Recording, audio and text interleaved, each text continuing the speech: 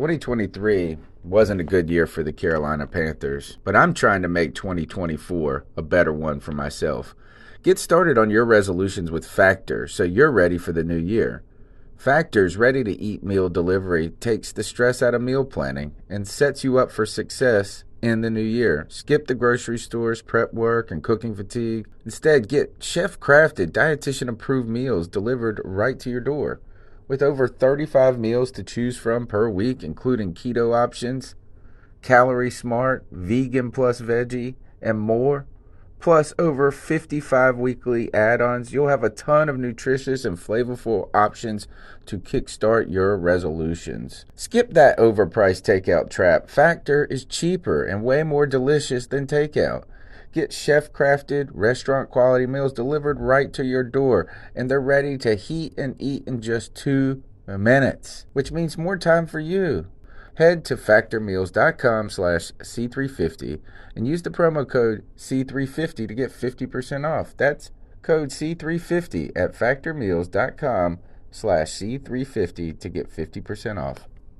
In a world where Carolina Panthers fans have an insatiable thirst for Panthers news and opinions, only one podcast roars ferociously. It's the C3 Panthers Podcast. What is the deal, Panther fans? It's your boy, the Professor, a.k.a. Tony Dunn. It's the C3 Panthers Podcast. It's Tuesday night, 9 p.m., and we're here talking about the Carolina Panthers as usual.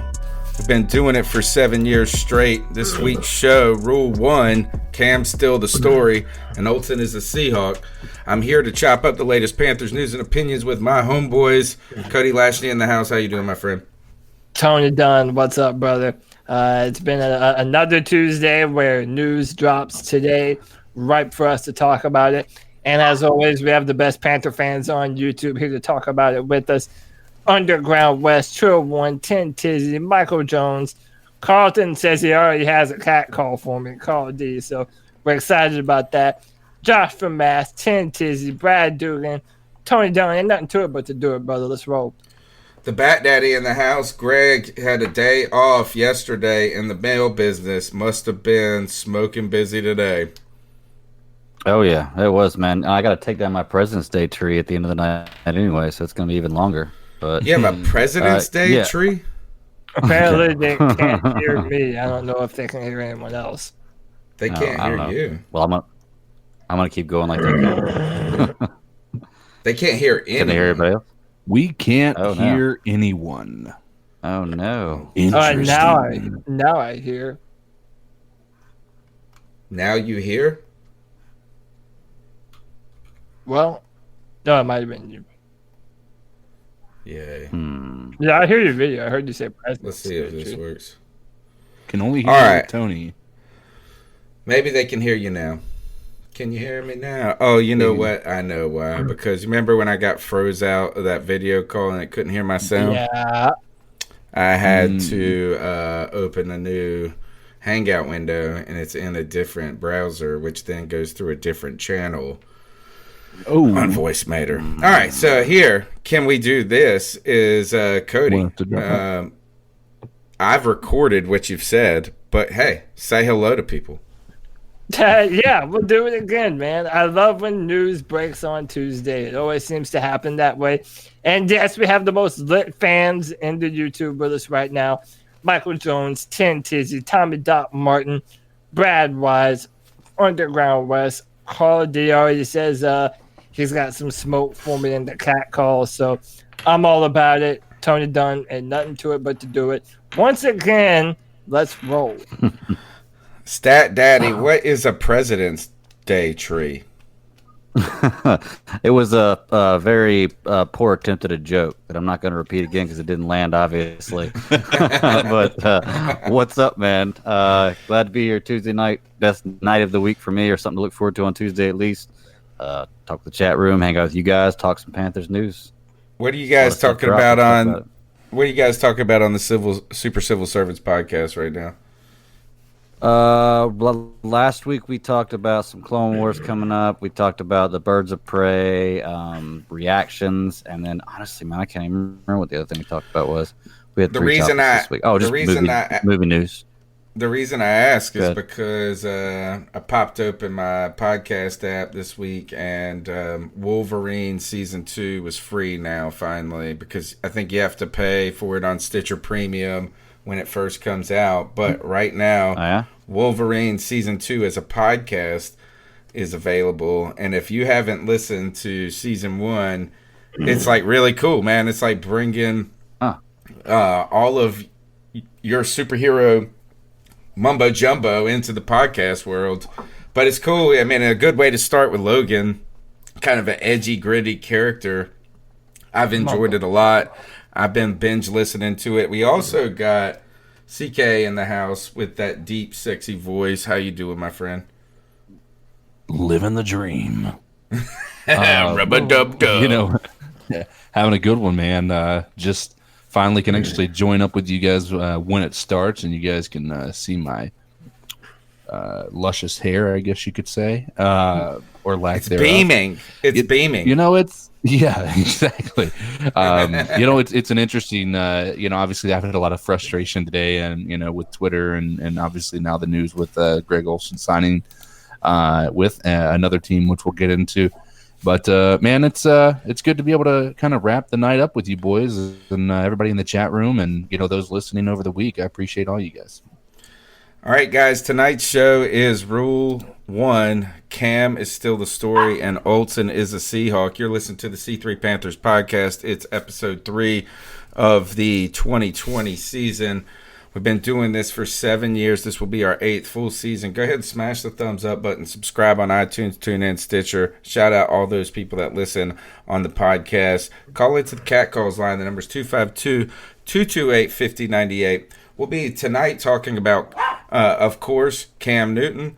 When have we not talked about or headlined the show with Cam Newton in the last 7 seasons? Never. As long as he's in a Carolina Panther jersey, he will be the story, and he may even be the story for a couple of months when he's not a Carolina Panther. Also, Greg Olsen today signed with the Seattle Seahawks, and Josh Norman was released by the Redskins. We'll be talking about that, and maybe even a little Drew Brees news to come. So you guys stick around, smash the thumbs up button, and living with chronic pain is the worst. It's more than a feeling of discomfort. It can affect your whole life. Many of my listeners probably have some type of pain that has prevented them from relaxing or sleeping or stopped them from exercising. Perhaps it's been ongoing for a few weeks now and hasn't improved with any of the treatments they've tried.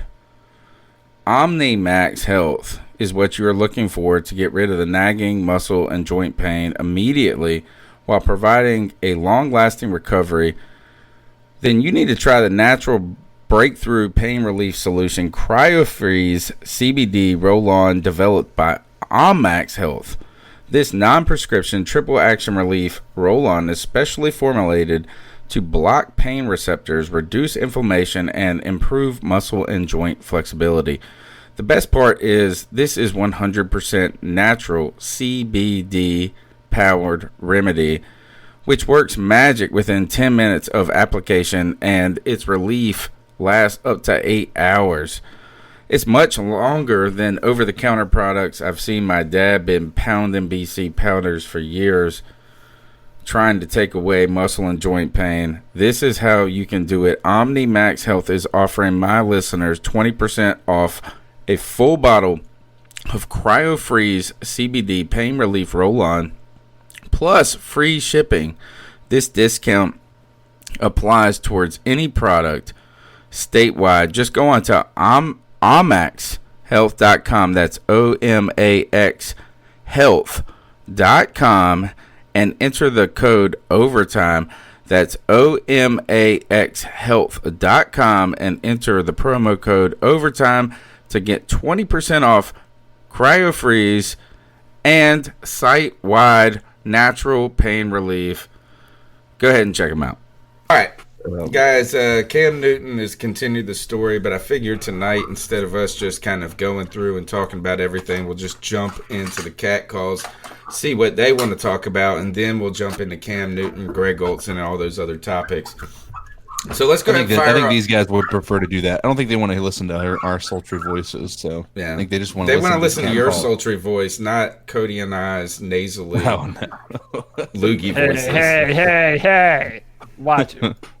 All right. Let's see if this works. So what are your thoughts on catcalling? Yeah, it's pretty. You shouldn't do that to somebody. And how did that make you feel? Very uncomfortable. So how do you think catcalling makes the person feel? It feels good, like. Who's that cat sitting in the back corner with his face buried in his nose? Who's that kid that can use one?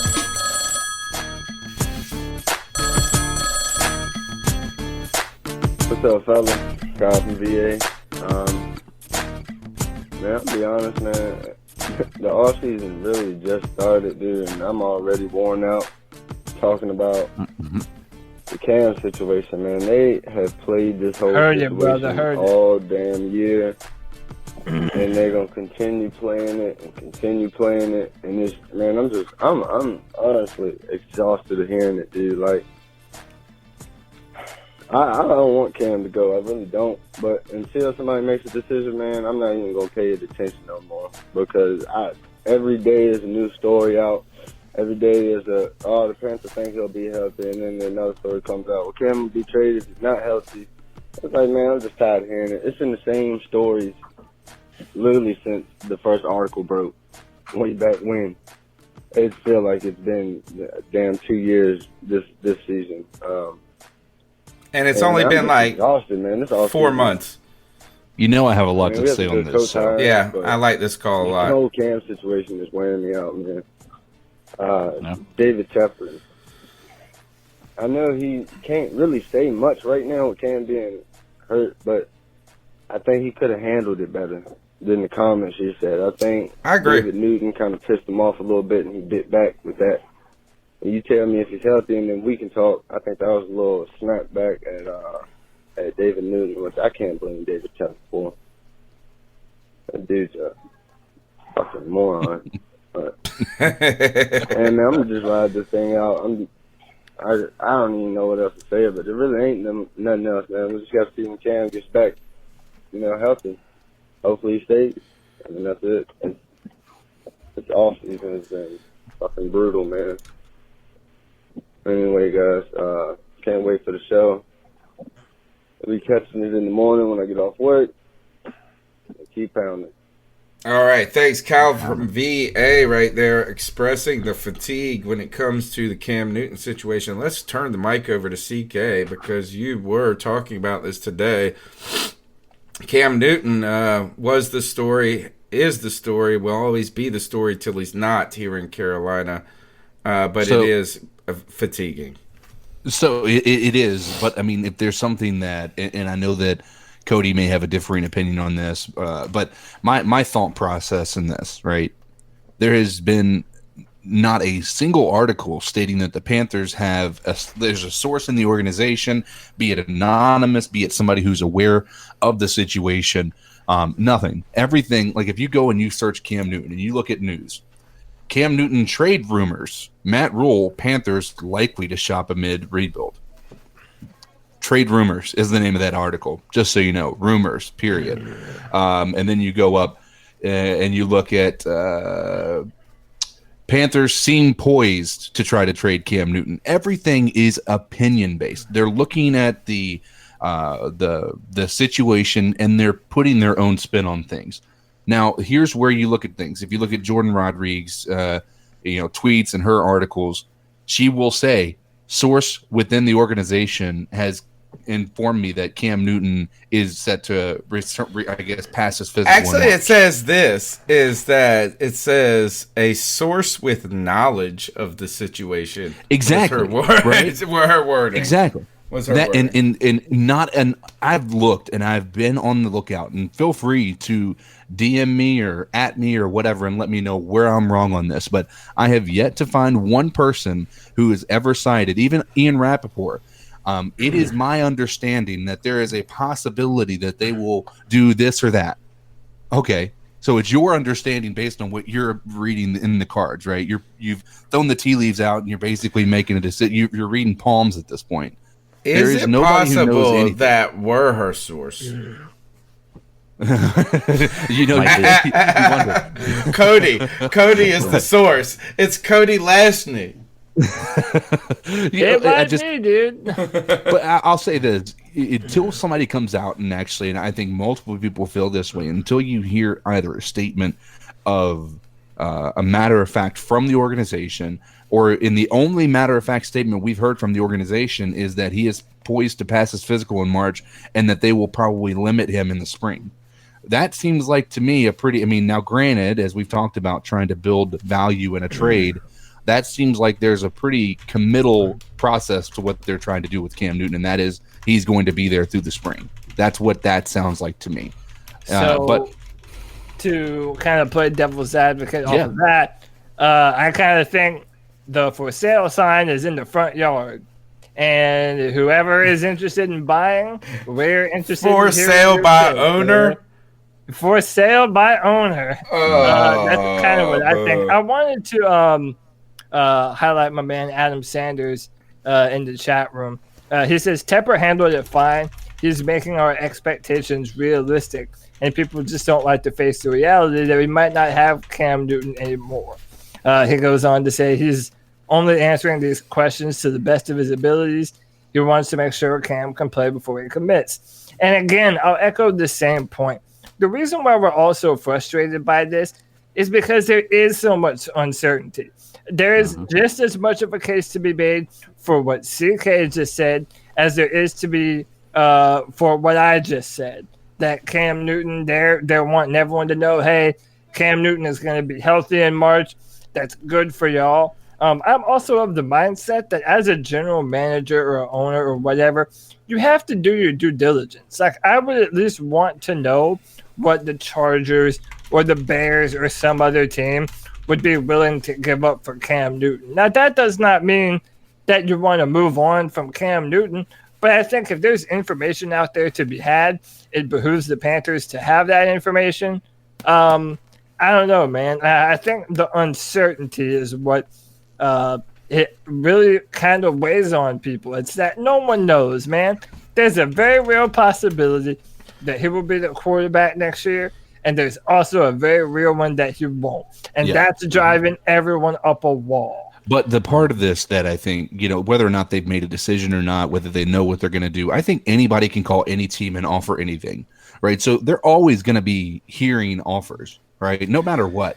It could be, it's not like, do you guys really think, have you ever seen Draft Day with Kevin Costner? Yeah. It's not like that. It's not like, get me on the phone with this, call this other fucker up with this, let's do this, trip. No, it ain't like cartoon. that. Yeah, it's a cartoon for sure. Yeah, but I mean, and I'll just say this real quick. My whole thing is there at this point. The articles, the constant. If you Google his Cam Newton and you look at news, there's constantly new articles.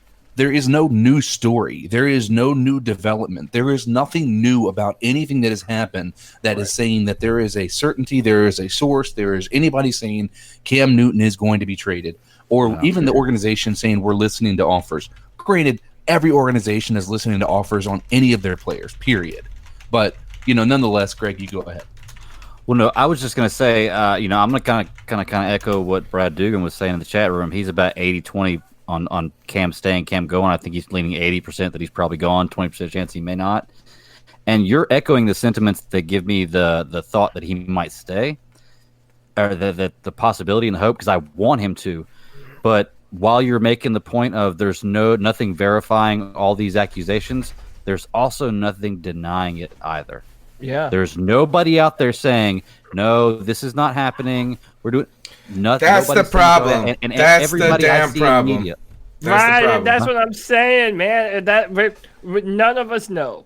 Everyone has their best opinion, and it sucks because we all love Cam Newton, and we all want David Tepper to commit to Cam Newton, which, by the way, I also think isn't necessarily a bad business strategy because, even when it comes to a trade, you want other teams to think that the Carolina Panthers could still run with Cam Newton next year.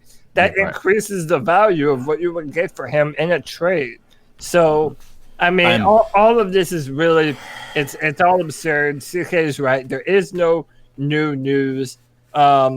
It's No, but we have been frustrating. trying to read the tea leaves. We have been trying to toss the chicken bones, and we have been hanging on to every comma, and that's what we're supposed to do. Greg, go ahead and finish your point up because I want to support CK in this as well.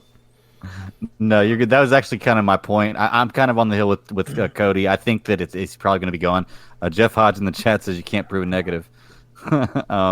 But yeah, all right. So one of the things is that CK for weeks though has been referring to how the Panthers media hasn't been front and center with Cam Newton, right?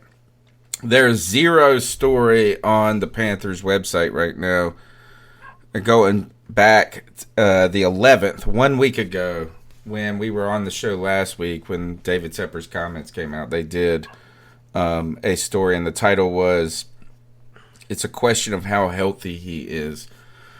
So the absence, and that's what we talked about last week, I think, is that the Carolina Panthers' absence of of shutting this down more, which does, though. So on one hand, all of that evidence seems to pile and lean towards what Cody's saying, right? But then there is this looming thing that CK is saying that there's like zero. And by the way, I do want to put this out, is the story we're talking about from Jordan Rodriguez, from a source with knowledge of the situation, says he is likely to pass his physical and be cleared for some football activity in March. You know, another way of saying that is he's on schedule. Right. Yeah. Right. Really, but they didn't say it. They're not saying it like that. So the absence of news is problematic. But here, though, if you look at that in a vacuum, I feel like, gosh, Cody's right, is the absence is overwhelming.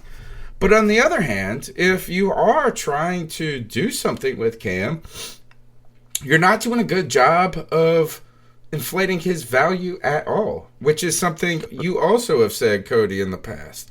So, what if this is Carolina moving on from Cam? It may be a slight bungling of the situation, to be honest.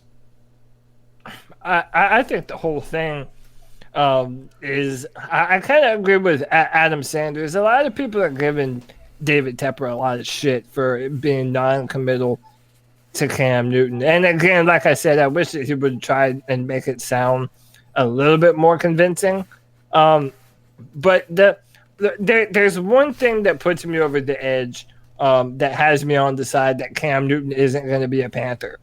And that's because I believe that there is going to be a team out there that is going to give up a reasonable amount of draft capital for Cam Newton and would also be willing to sign him to a new contract.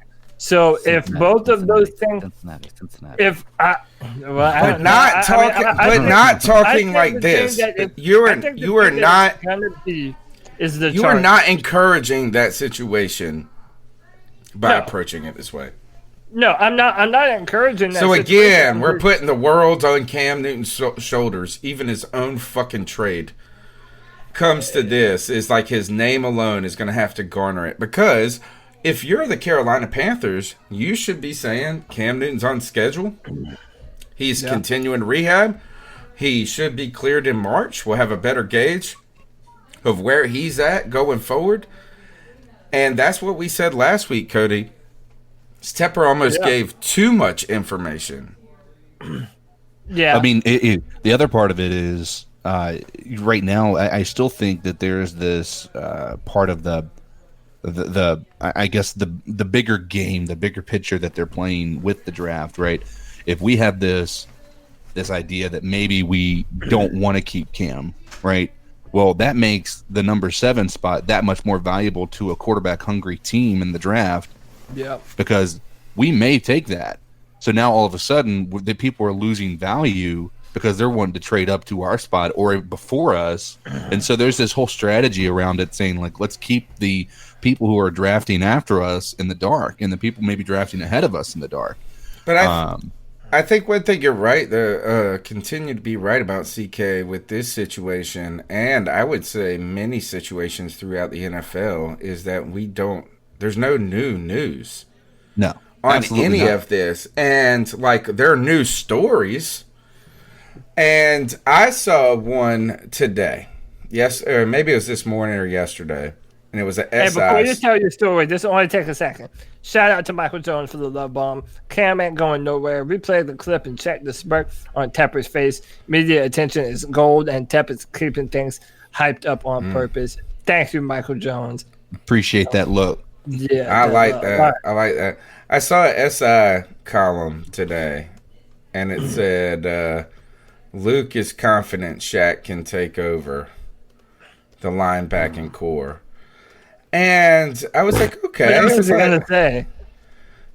But look, is every quote, every bit of information from the source was from Luke's video a month ago. So it's a story that isn't new. And it's not a story even because it's already been told. So that's what I'm saying is that when, all right, another example. I saw Dolphins are warming to your boy from Oregon. Justin Herbert. Yeah. Yeah. How do we know? How do they fucking know that? Like, they're not colding, they're not icing to him. You know what I'm saying? Come on. It's smoke screen season, y'all. A lot of the shit that you're gonna hear and read is teams trying to put out information to get other teams to think differently. So for example, Michael Jones is right.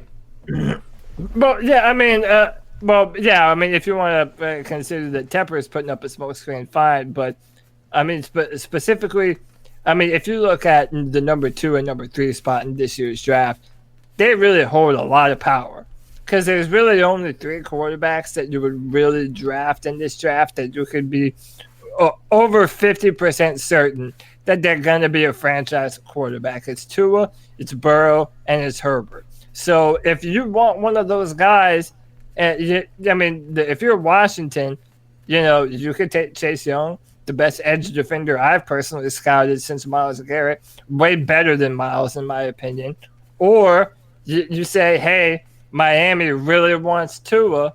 All I got to do is go back down to 5, and I've got a few extra first-round picks to play with. So I don't know, and that's what I was saying to someone on Twitter. Like right now, if we're not taking a quarterback, the Panthers are guaranteed to either get Andrew Thomas, Jeffrey Okudah, or Isaiah Simmons. Either of those guys would be incredible as a Panther. But if that isn't the case, we're not going to start 2020 with Kyle Allen or Will Grier under center. So if we're in the market for a quarterback, then we're absolutely one of those teams that's probably talking to Dave Gettleman in New York and Ron and his people up in Washington. If you're Carolina and your pick is there, you don't have to trade, you don't have to do anything, and you have the option of Isaiah Simmons or Justin Herbert, what do you do? Well, if we have to have a quarterback, then I'm taking Justin Herbert. We don't have to have. It's not even. We don't have to have one. We have one.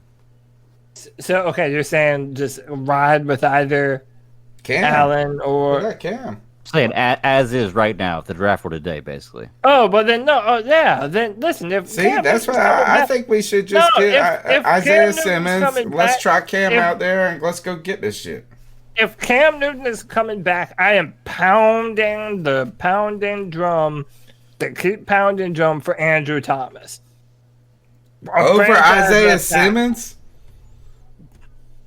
I mean, it's tough, dude. I mean, see, you're playing to my Clemson. You guys are talking like I've been watching things about Isaiah Simmons, and people are talking like him as being like a Barry Sanders like player. Yeah, he's a freak show. What Saquon Barkley was to the running back position coming out, that's what Isaiah Simmons is to the linebacker position.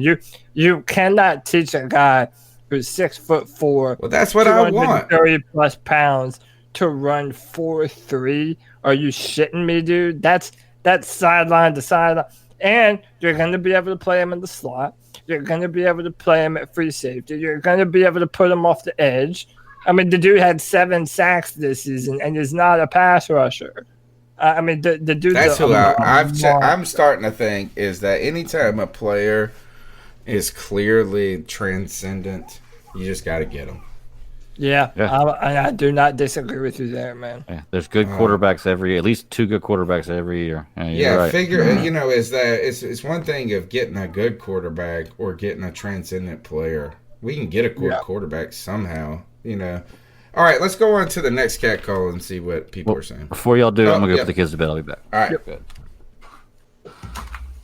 Panther Nation, how y'all doing? This is G Cavassier. It's been a while. What's up, G? How y'all doing?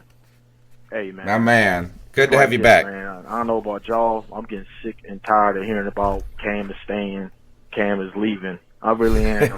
Me personally, I think he's going to stay. That's my opinion, at least for the last year. That's my opinion. Now, with this damn draft, man, I'm going to be honest, I really like that quarterback from LSU. I really, really like that dude. But I don't see us giving up the farm to get him, man. I mean, I really don't, man. I mean, because I know they probably don't want a first pick from for next year or whatever. And to me, I'm like, nah. They say he might pull it down. More than that, you know what I'm saying?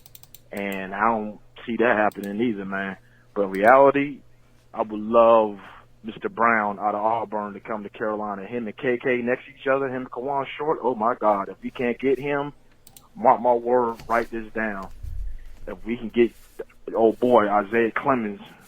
I mean, I think it's Isaiah. I don't think his last name is Clemens. I know he played for Clemson or whatever. If we can get this damn dude, oh my God, man. I think that dude could turn some fucking heads. I really do, man.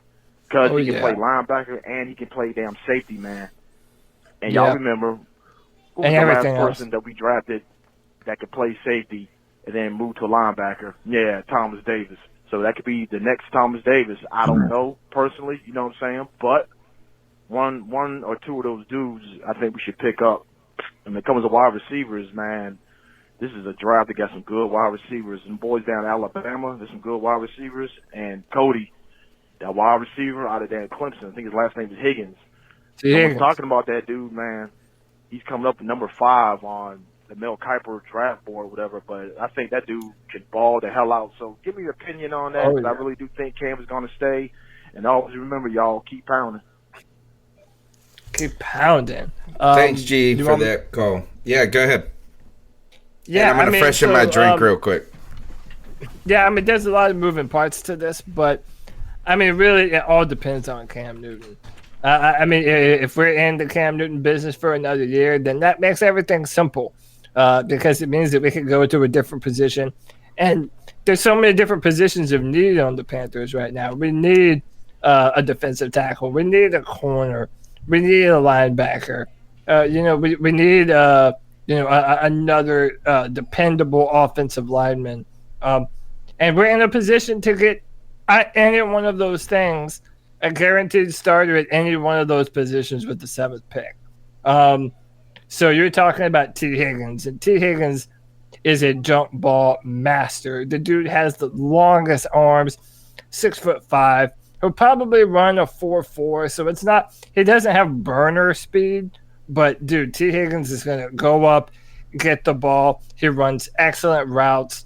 Honestly, that would be the best receiver for the Panthers if the Panthers were going to draft, because we don't have that bigger body red zone threat jump ball receiver. So especially if Cam Newton comes back, dude, Higgins would be perfect for Cam Newton. But right now there's just so many options. And a lot of them are good options. From Brown, Tony saw I put this out. I'm a little bit higher on Javon Kinlaw than I am Brown. And it's not by much. They're both a day one starter, but I think, Brown is probably more ready to play right now. But Javon Kinlaw has a much higher ceiling, in my opinion. He's more athletic, and he's nasty, man. And they both are, but is the comp to that, Cody? Is the comp to that the DJ Moore versus homeboy that went to Atlanta? DJ Moore and Calvin Ridley. Yeah, like essentially a guy who is going to be best right now, consistent right then, versus a guy who could be great. With Brown and Kinlaw. So I think that's a good comparison. Yeah, I mean, I think that Derek Brown probably has the highest floor. So Derek Brown is probably a more complete player right now. But I just think that Javon Kinlaw has the potential to be a lot more than that. So, I mean, you have to think about upside rather than downside. Yeah, no, you do. And listen, it's so crazy going back to this Cam Newton thing. Like, literally every option is on the board for us. Because if Cam Newton comes back, I'm not a fan of it, but there is this scenario that, hey, let's trade back. If Justin Herbert does fall to 7 and we don't need Justin Herbert, then let the Colts move up. Let whoever the hell else move up. So you could get Kinlaw and Brown. No, probably not that much. They're probably both top 15. So you would have to we would probably have to have 2 top 15 picks for that to happen. Somebody's gonna slip. Shout out Susan Dean. She's paying premium ticket prices this year, and she still decided to drop a $14.99 love bomb in the chat. Love you, Susan. Thank you, Susan, and I hope you're recovering well. I know she had a little procedure done last week. We've been thinking about you. I actually prayed for you this Sunday at my nephew's baptism. But I didn't even know. No, I feel bad. So, and I do want to put in a little plug tonight. Tonight's show is brought by Simply Safe. Every night, local police departments across America receive hundreds of calls for burglar alarms. The vast majority of the time, they have no idea whether the alarm is real. Is there really a crime going on or not? All the company can tell them is a motion sensor went off. Simply Safe home security is different. If you are like me and you are one of those guys who is hypersensitive to every single sound and is tired of having to sleep with a knife under your bed or a shotgun in your closet, in my case, Simply Safe is the solution. If there's a break-in, Simply Safe uses real video evidence to give a police eyewitness account of the crime. That means police dispatch 350% faster. You get comprehensive protection for your entire home, outdoor cameras, doorbell alerts, entry, motion, the whole deal. And it even has fire alarms, water damage, carbon monoxide warnings. It's 24/7 monitoring, live security professionals, and it's only 50 cents a day, no contracts. Visit simplysafe.com/overtime. That's simplysafe.com/overtime. You'll get a free shipping and 60-day free risk trial. Don't forget, simplysafe.com/overtime. Woo! How do those radio guys do that mess all the time? I don't know. All right, guys. Ad-libbing, from what I recall. I like listening to those, and they really kind of throw in their own thing sometimes. Usually they do give you a little, sometimes they will say, take this script and make it yours, and sometimes they just give you a script. But actually, I would say the Simply Safe does sound kind of cool because it's just like setting up Alexa, it sounds like. So here I did buy it. You bought it? Did you use /.com/overtime? Return it because there's a 60-day risk-free trial and go back and buy it again. I bought it around the Christmas time, so this was before the promo code came out. But I did buy it. I haven't got the internet set up yet, so I'll be more than happy to tell you guys. Hopefully next Tuesday, once I'm hoping to have internet up and going. I know I'm on the internet now, but that's my phone's hotspot. And I'll let you guys know for sure. Personal account and let you know if it's worth it. Which I believe it is. Josh from Mass says no more Blue Chew ads. Man, I'm a walking Blue Chew ad. Bro. All right, so Cody, you've addressed the call when it comes to here, think about this. When it comes to drafting, we've got so much draft to talk about. The combine's coming up soon. Oh yes, cool. And I am pumped. We're actually going to have real stuff to talk about in a couple of weeks because the combine will be here. So you'll see people rise and fall based on the underwear Olympics. You'll also have free agency. One of the things that was great about Kyle from VA's call is he said, I'm fatigued by this offseason. And technically, we haven't even started. Not even hit. Yeah, it's not even hit. Free agency starts, March 17th or something like that? Is it that late? Gosh, I was hoping it was in the middle second. of March. So, I mean, we still have a good while before actual movement's done. Not to bring it back, but I kind of feel like it's relevant. The whole Joe Burrow thing. Did you guys hear when he was asked if he was drafted by Cincinnati, how he would feel? I've heard bits and pieces. This is slightly out of context, but he basically said, if they draft me, they draft me. Not like I'd be excited to go there if they wanted me, or something like that, which I know you kind of have to keep a level head in the event that you don't go there. And then all of a sudden now you're going somewhere else and you've kind of built up Cincinnati to be the greatest place in the world. But it certainly seemed like they have started to cool on that marriage. I think Joe Burrow knows that obviously the Bengals are probably going to take him number one, but he's probably holding out hope that maybe another team will swoop in. Slips in there. And listen, there's no guarantee that even if Joe Burrow says, dude, I'm not going to Cincinnati, the Bengals could still just draft him anyway. They have the rights to it. Well, Eli did it though. It's been done before. If a player is number one, they will say, "Fuck that, trade me." They can do it. No, I know that they can. I'm just saying, and that's a possibility.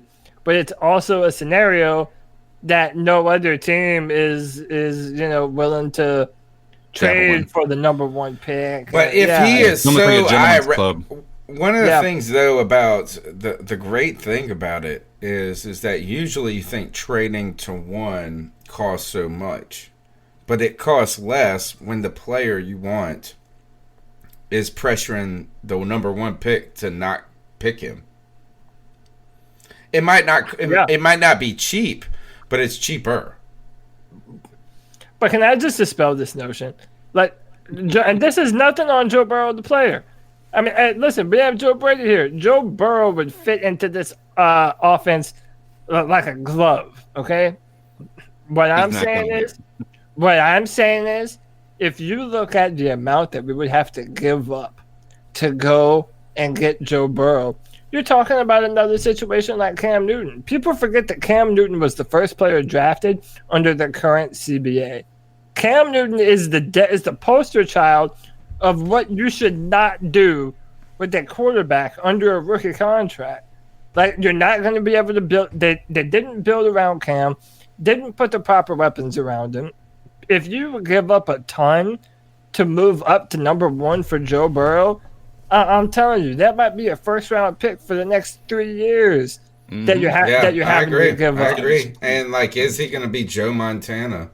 Or is he going to be that's another thing. So, unlike the conversation with Tua had two very highly graded seasons in the SEC.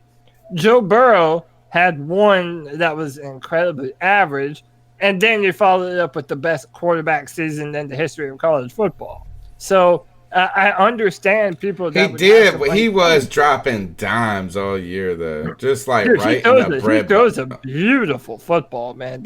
There's no doubt about it. And listen, especially all the time. You know how many times we've talked about early on people gave shit about Cam's football not being catchable. Like he didn't do his receivers any favors. It was like the Brett Favre break your fucking fingers. Throwing footballs through their chest. I mean, and I do wonder in the NFL if you can be so finesse. And I don't know if you can because so I was watching the XFL and I was like, oh man, that guy's kind of cool. And they go, that guy threw a laser and they picked it up. I was like, man, these motherfuckers are slow. They're not. The NFL is so much faster. So I just wonder. But you're right. I mean, dude, you want to talk about a catchable ball? My man be leading people just right in the bread basket. It's so easy. It's like, whoa. And by the way, that's the conversation around him and Tua. Joe Burrow and Tua do not have elite arm talent. Like, they don't have that cannon for an arm. Which you kind of need in the NFL. You kind of need it in the NFL. You really don't, man. You really don't. Yes, you do. Drew Brees has never had a cannon. Matt Ryan has never had a cannon. There's so many plays, though, that Cam has not gotten credit for of being awesome. That we have just used at, like, just routine plays, like throw it to the outside hash. There's only like 3 quarterbacks in the league that can do that. You know what I'm saying? So it is a benefit to be able to throw the ball wherever you want. The question is, what is necessary for you to have? So not everyone is going to be able to throw a ball from one hash to the opposite hash on the other side of the field. On a rope. But it doesn't necessarily mean that you have to do that to be successful, to be a good quarterback. And I think guys like Drew Brees and Matt Ryan, guys like Jimmy Garoppolo, whatever you want to say about them, Kirk Cousins. I mean, you can put guys in the framework of an offense that fits them, and they don't have to have a dart thrower for an arm. They just don't. Yeah, I mean, I am kind of with you guys, is that, like, it's kind of cute to talk about Burrow not wanting to play for the Bengals, Joe Brady coming here. But I don't know if if there were concerns about Cam Newton coming out of college, you can't just say that Burrow is going to be Hall of Famer right away. There's a risk. No. There's a risk that comes with it. Yeah. There's a risk with everybody, which is why I feel like the risk is more evident with the drafting a new quarterback this year than it is keeping Cam. So that's something I've been saying for a long time. I think you have a higher ratio of having an elite Cam than you do of having one of these quarterbacks actually have the same resume, if not better than what Cam's had in his 8 years, 9 years in the league. So that's where I get irritated. I get irritated, CK, because look, you want to talk about the fatigue when it comes to Cam Newton. I have been fatigued by Cam Newton his entire career because I've been a Cam Newton defender. And it's taken so much energy to dispel every false notion, all of this. And then even at this point, where people are like, hey, we've seen the best. It's time to move on. This is rebuild. If you truly think about it, every single one of these guys is a risk, and you have a commodity that you have seen before. Yeah. And look, RG, we could go down the list of motherfuckers that were locks to be great.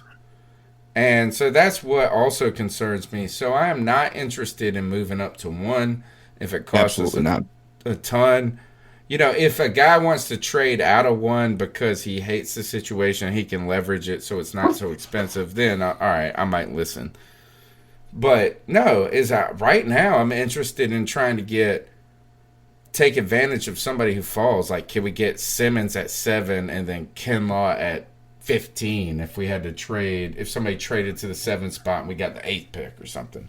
Like, that's what I want. Yeah. I know, that's a pipe dream.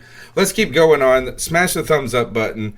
Thanks for participating in the chat room. Thank you, Susan, for your donation to the C3 Panthers podcast. And you can be a part of the show by calling in to the Cat Calls line. The number is 252-228-5098. Here's the next call. C3, what's going on? Simple Southern Customs out here.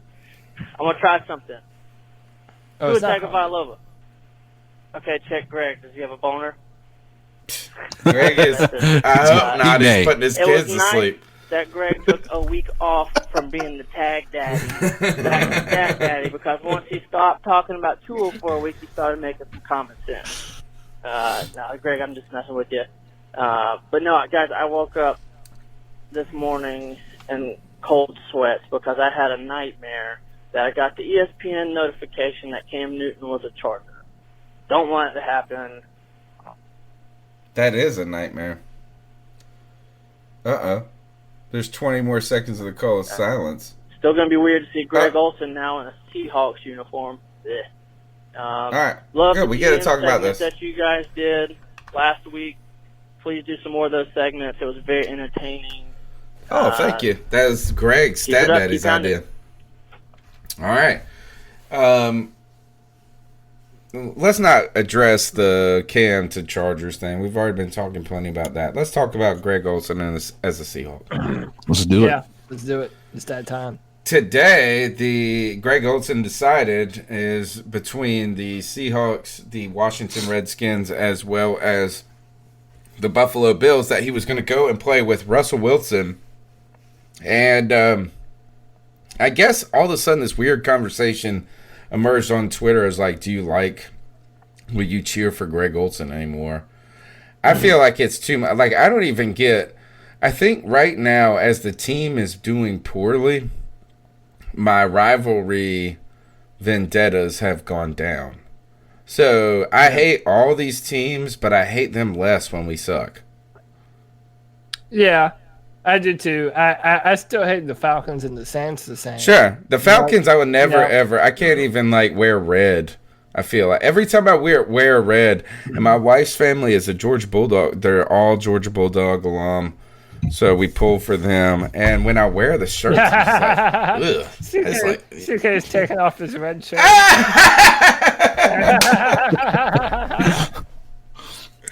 Oh, that was great. If you were watching, you can't see what just happened. CK stripped off his bloody garments. Cody, Sorry, what's guys. your thoughts? Get that out of here.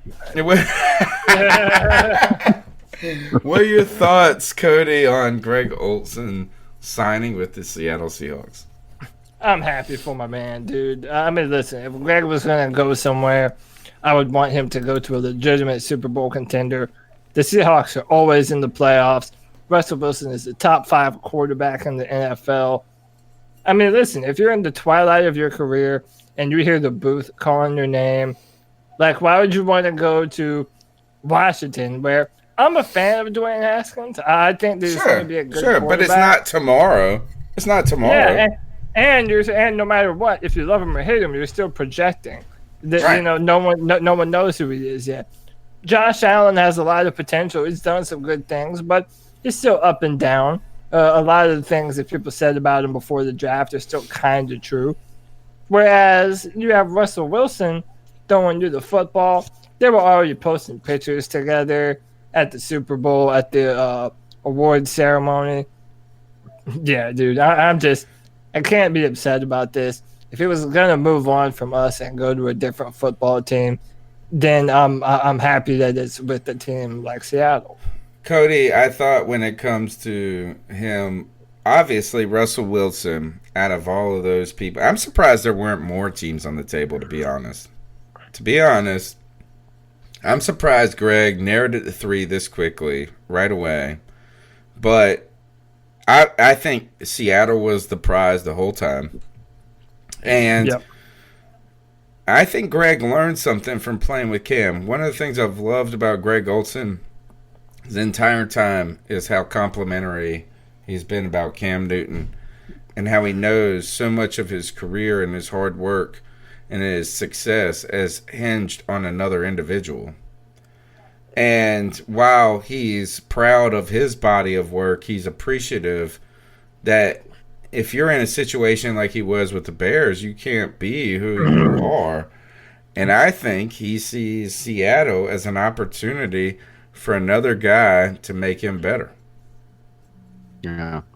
Well, you know, I think it was Trill 1, I think earlier, way back in the chat a long time ago, was when we first started the show, was talking about how Seattle is a tight end killer. And honestly, that's the same thing I thought too, just because Jimmy Graham was at the peak of his career going there. Turns out Jimmy Graham was sorry, though. He wasn't even good in Green Bay either.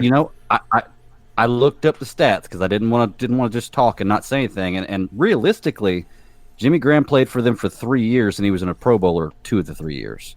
And then if you look at Russell Wilson's other tight ends, he's had Zach Miller, Luke Wilson, and Nick Vannett are all his starting tight ends, which none of them have been big stars anywhere. So But Luke Wilson got paid when he went to like the Lions or some shit like that.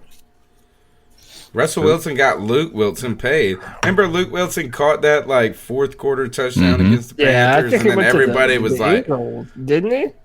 Yeah. No. So I mean, I thought the same Okay. thing though. I thought it was a tight end killer, but when I look it up, it's really not.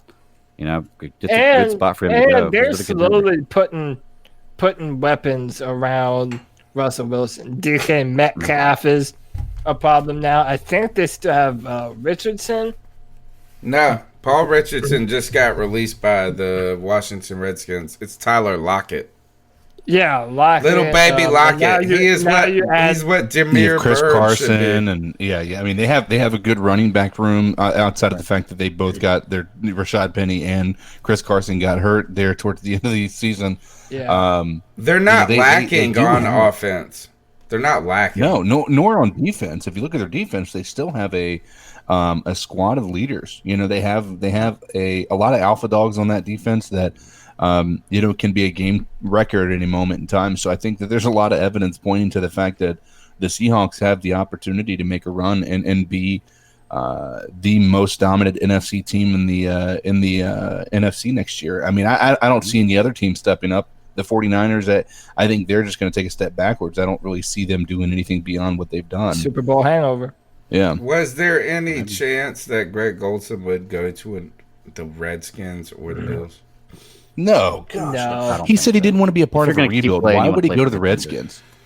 Yeah. All right. So play the Bills the the Bills could be an opportunity though. The Bills, if Tom The Brady Bills could have moves been, on yeah. from New England, all of a sudden there's division leaders and there's a It's not a potential bad. there. It wouldn't have been a bad move to go to Buffalo, and they would have been able to run 2 tight end sets because they have a talented tight end by the name of Dawson Knox, who turned it on last year and made I some think big the play for him. Seahawks have a pretty good tight end already. They had Bill Dissly did pretty good towards the end of the year, I believe. But here's the thing about the Seahawks is they're structured very much like Carolina is. The way they build their team, the way they play football, it's probably a pretty easy transition from Carolina to Seattle. You know, I in think my with opinion, Seattle, here's what- and they're only a couple of pieces away every year. You know what I'm saying? So it's kind of hard to gauge them right now. But I do think going to Seattle puts him in a place where you got DK Metcalf, you got Tyler Lockett. Like you said, you've got these running backs. You have Russell Wilson. And then look, they still get more free agency and more draft. Is Greg Olsen doesn't have to go save that team. He just has got to go and he's going to be perfect there. Dude, Right. I bet you he's going to have like 1,100 yards next year. Something stupid. Or just like 10 the reason touchdowns. that I think he's going to enjoy it is I think he's going to have the opportunity to relax slightly. Like when he's I'm not saying Cam Newton. No, he doesn't have to be the leader of the team. Cam Newton, I think, is a leader, but I think that there is a lot that Greg Olsen would take off of Cam Newton's shoulders. I don't think he has to do that with Russell Wilson. I'm not going to sit here and say that I think Cam Newton is dumb or that Russell Wilson is that much better of a quarterback, but I think that there's a lot of evidence to show that Russell Wilson is a lot more poised and he has a lot more as far as control of the offense, which I think that once we get Cam back, I think we'll see that. But I do think that Greg Olsen will have a little bit of a resurgence because he's only going to have to focus on himself. Russell Wilson. Well, I think Russell he's going to make Greg better rather than Greg having to make the quarterback better. Yeah. And Russell Wilson looks like fucking Billy D. Williams, man. Was that his name? Back from the Star Wars shit. Yeah. Well, let me ask you guys: if I give you a line, could give me the over under? I say the line for Greg Olsen next year to be a success is 55, 60 catches, 700 yards, 6 touchdowns. That's success. What do you think? In my opinion. Over under For a $7 million contract, that's success. Yeah. But I mean, do you think he's going to do? You think he's going to go over or under that? Push. No, you know what, man? There's such a benefit in having just an intelligent guy that knows what he's supposed to be, like Greg Olsen. I would. He might have like 480 yards, but still have like 6 touchdowns. Yeah, 6 or 7. I mean, that's a good line that I put out there. Yeah, for sure. That's a I good think stat so. for a I tight think end. the 700 and zone what'd you say, 740? That's a high. Like, if you could push that number down into the 6, 10, then I'm thinking, like, that's tough. Under. Yeah, I'm under, definitely.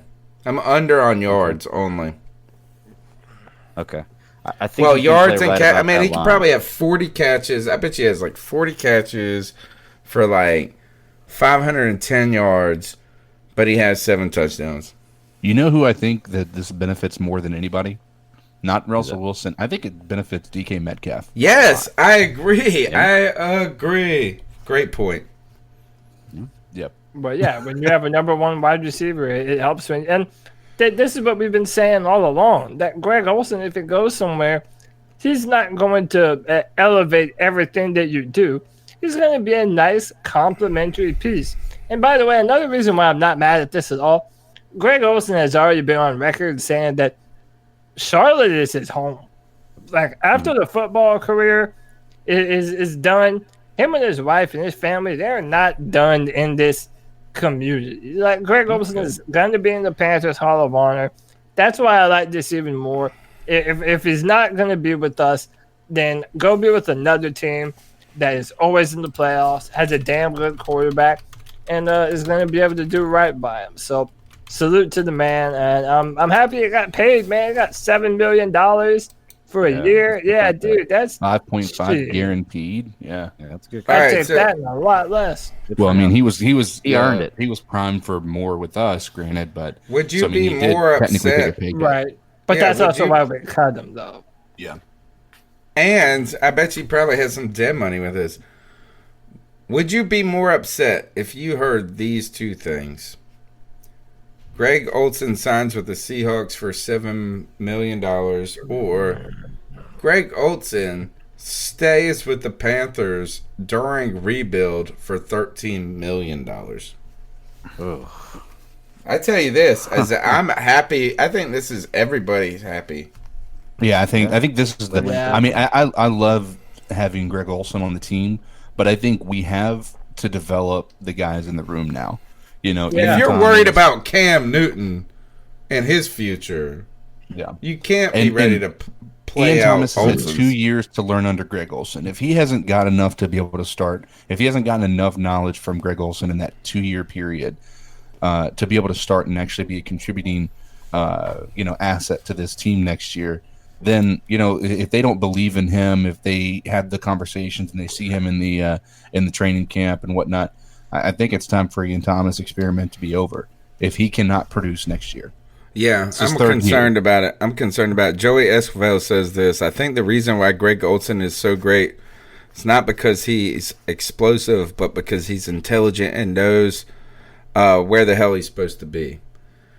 And I think that he's never been explosive. Like, even when he was his most athletic, he was like a sort of athletic white dude. I mean, listen, at the combine, Greg Olsen ran a 4.5. So he might not have it anymore. And who knows how long he had it for, but he wasn't. I would say that Greg Olsen is a better athlete than Jason Witten. Now, that might not be saying much, but if I had to compare the two, I would probably say that Greg is the more athletic of the two. Greg But Olsen didn't run away from nobody back at any time. No. He would No. always Just had. chat It's room. really had the old. He had the old dad run. He had But the. what tight- I always but what called tight him end is really running snowshoes. away from? Snowshoes Olsen. Just those Yeah. knees that are so high. But it's Russell Wilson that needs a guy where he's supposed to be. He needs hands. That's what it is. Yeah. And Greg Olsen's got some damn hands. Yeah. By the yeah, way, great. shout out to Sarah Taylor who says Olsen has that slow shuffle now. Hey, I gotta tell you, man, the chat room's driving me crazy right now because I keep seeing Greg this and Greg that and Greg this, and it's like it's every time I look at it, I see Greg all the time. And Don't worry. They're all talking about you. Don't worry. They're not talking about you're Bat Daddy at this point. Like, I that's, know. It's just weird to Greg look at it and doesn't- be like, oh, Greg doesn't exist in as far as your name is concerned. You Like, you once I missed the punch out. last call where the last call was very complimentary of your talk about Tua as well as last week's segment of us doing the GM picks. So, nice. Greg got some love there. All right. Yeah. Numbers 252-228-5098. Next call. What's up, C3 fam?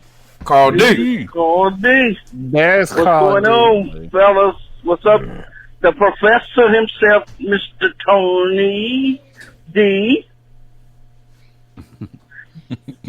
The guru of football scouting, Mr. Cody Ladd. Call D. What's up, baby? The stat daddy himself, Drink to that one. who is in the building and has decided to give us his grateful presence. And the man CK. What's going on? What's up, guys? First, I'd like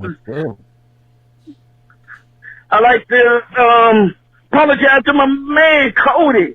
Last week I said I was disappointed in you because you had mentioned if we traded Cam getting one of the draft picks, getting quarterback Justin Herbert. I rewatched tried to pay attention to exactly what you was meaning when you saying that. I came to the conclusion that he just happened to be a name that you was throwing in there. So yeah, it's good. And even if I'm wrong, I'm going to pretend that that's how you was interpreting it. Okay. Okay. But anyway, that works. Yeah, guys. So, Cody, what do you? Okay, let's say we keeping Cam Newton. Yep. I want to know. Give me some players off the top of your head we should get. If more, and don't say other than the defensive that we should know about that. The people should know about in your views. A good fit for Carolina, not the obvious choices like Simmons and the defensive tackle from Auburn. Okay, but good question. Other guys who may fall to us that who's climbing? Should, take a chance at. Yeah. Good question. Great question. Yep. So. All right. Thanks, Greg, for that call right there. Go ahead and get it, Cody. So, okay, I'm going to go ahead and give them everything they asked for. I'm going to give you some picks that you haven't heard at number 7 even. So let's talk about Tristan Wirfs. Tristan Wirfs is an offensive tackle. He plays primarily right tackle for Iowa, but he also has been known to play left tackle, and he can kick inside to guard. And I think when you look at the importance of and I've been saying this on a podcast for a long time, and long-time listeners will be able to corroborate me on this. Interior defensive line and offensive line play is coveted because you're either destroying the pocket for the quarterback or you're creating the pocket for the quarterback.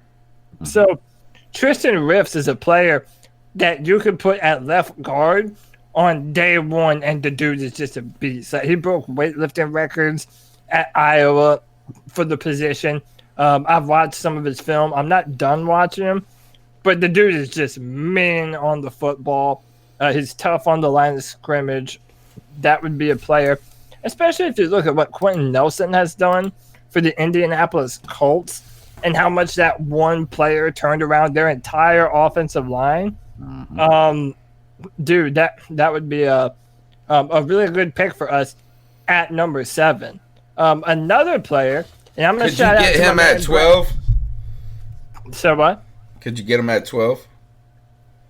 Yeah. So, dude, can we trade back and get like you know what I'm saying? All right, but this keep going. is the best offensive line class in over 10 years.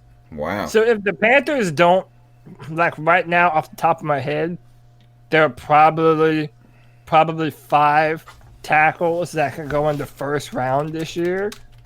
I mean, it's loaded. So even if we don't go at the top of the draft, the Panthers would be dumb to not take this opportunity to fill out the offensive line. Another name to look out in the later rounds, right? So, shout out to Brother Herbert. A lot of people are up and down on James Bradberry. I'm one of them. Bradberry wants top 5 corner money, and I'm just not about that life. Nope. So, shout out to Brad Dugan because he mentioned him in the chat room earlier. There's a guy from Mississippi State by the name of Cameron Dantzler. And for the past 2 years, he has been by far one of the best corners in the SEC. Plays for Mississippi State.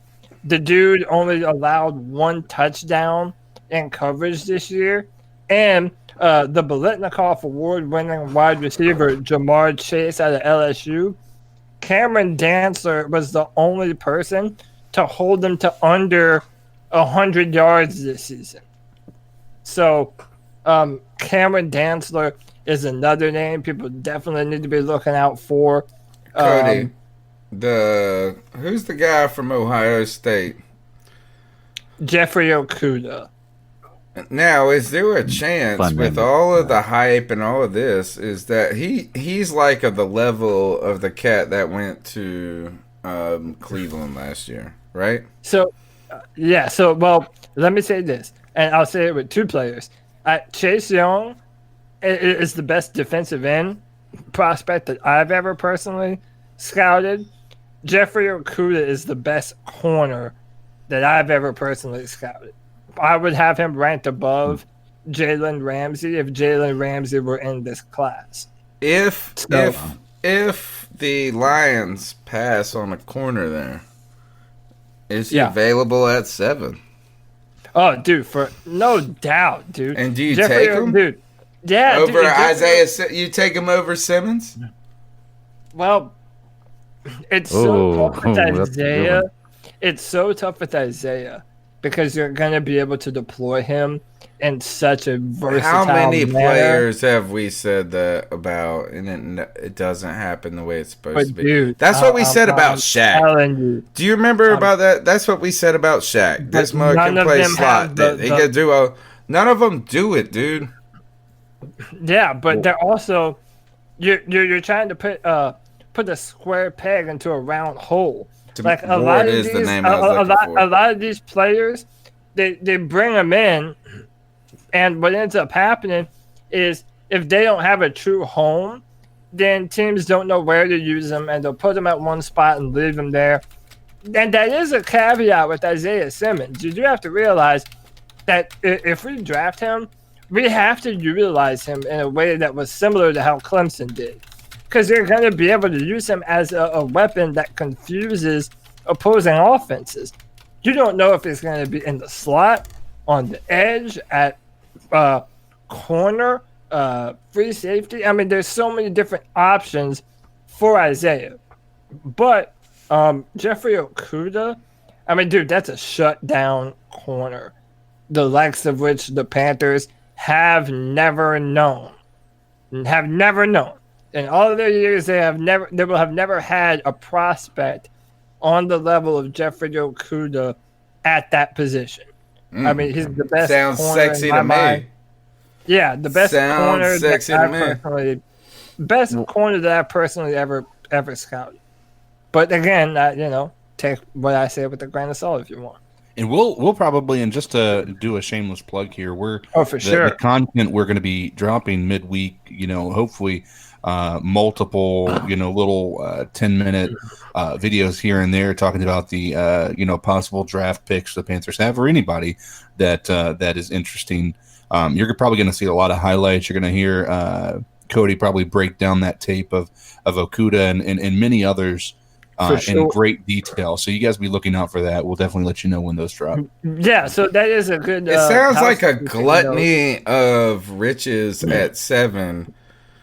Do you remember when we picked McCaffrey at 7, right? 8. 6, right? 8. Yeah, it's 8. 8. Yep. You're right. But think about it. is like right now there could be potentially a transcendent corner available at 8.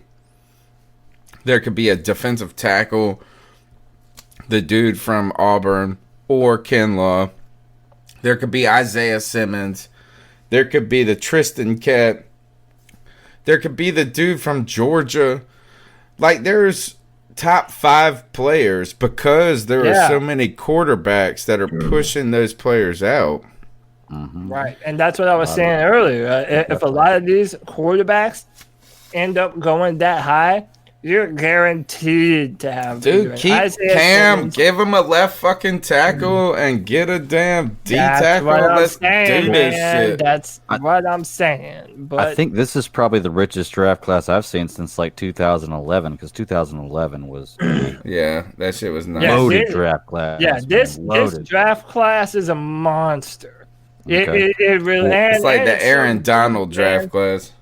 And it's so deep, man. So, like, another thing, like, Isaiah Simmons is a linebacker, and that's what he's called. But, yeah, like I said, he really does kind of do everything. Kenneth Murray, the linebacker from Oklahoma, is one of the best pure inside linebacker prospects that I've seen in a long time. So, like, that's another guy that ideally I would love to have at any other point in time. Like, Grant Delpit, I think, would be a shutdown free safety in the NFL. There's so many players that are. I mean, this is. In case you couldn't tell, I love this shit, dude.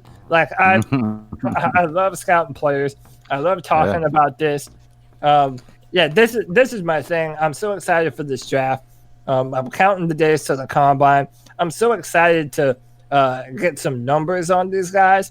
Dude, if Isaiah Simmons runs a 4.3, good Lord, dude. I mean, he might not go out of the top 3. I mean, that's bananas. So, yeah, what's his height and weight again? 6'4", 230 plus pounds. That's a little light for a linebacker, right? You got to put on 10 more pounds. Dude, but look at the guys that have. Like a Roquan Smith and Devin White before.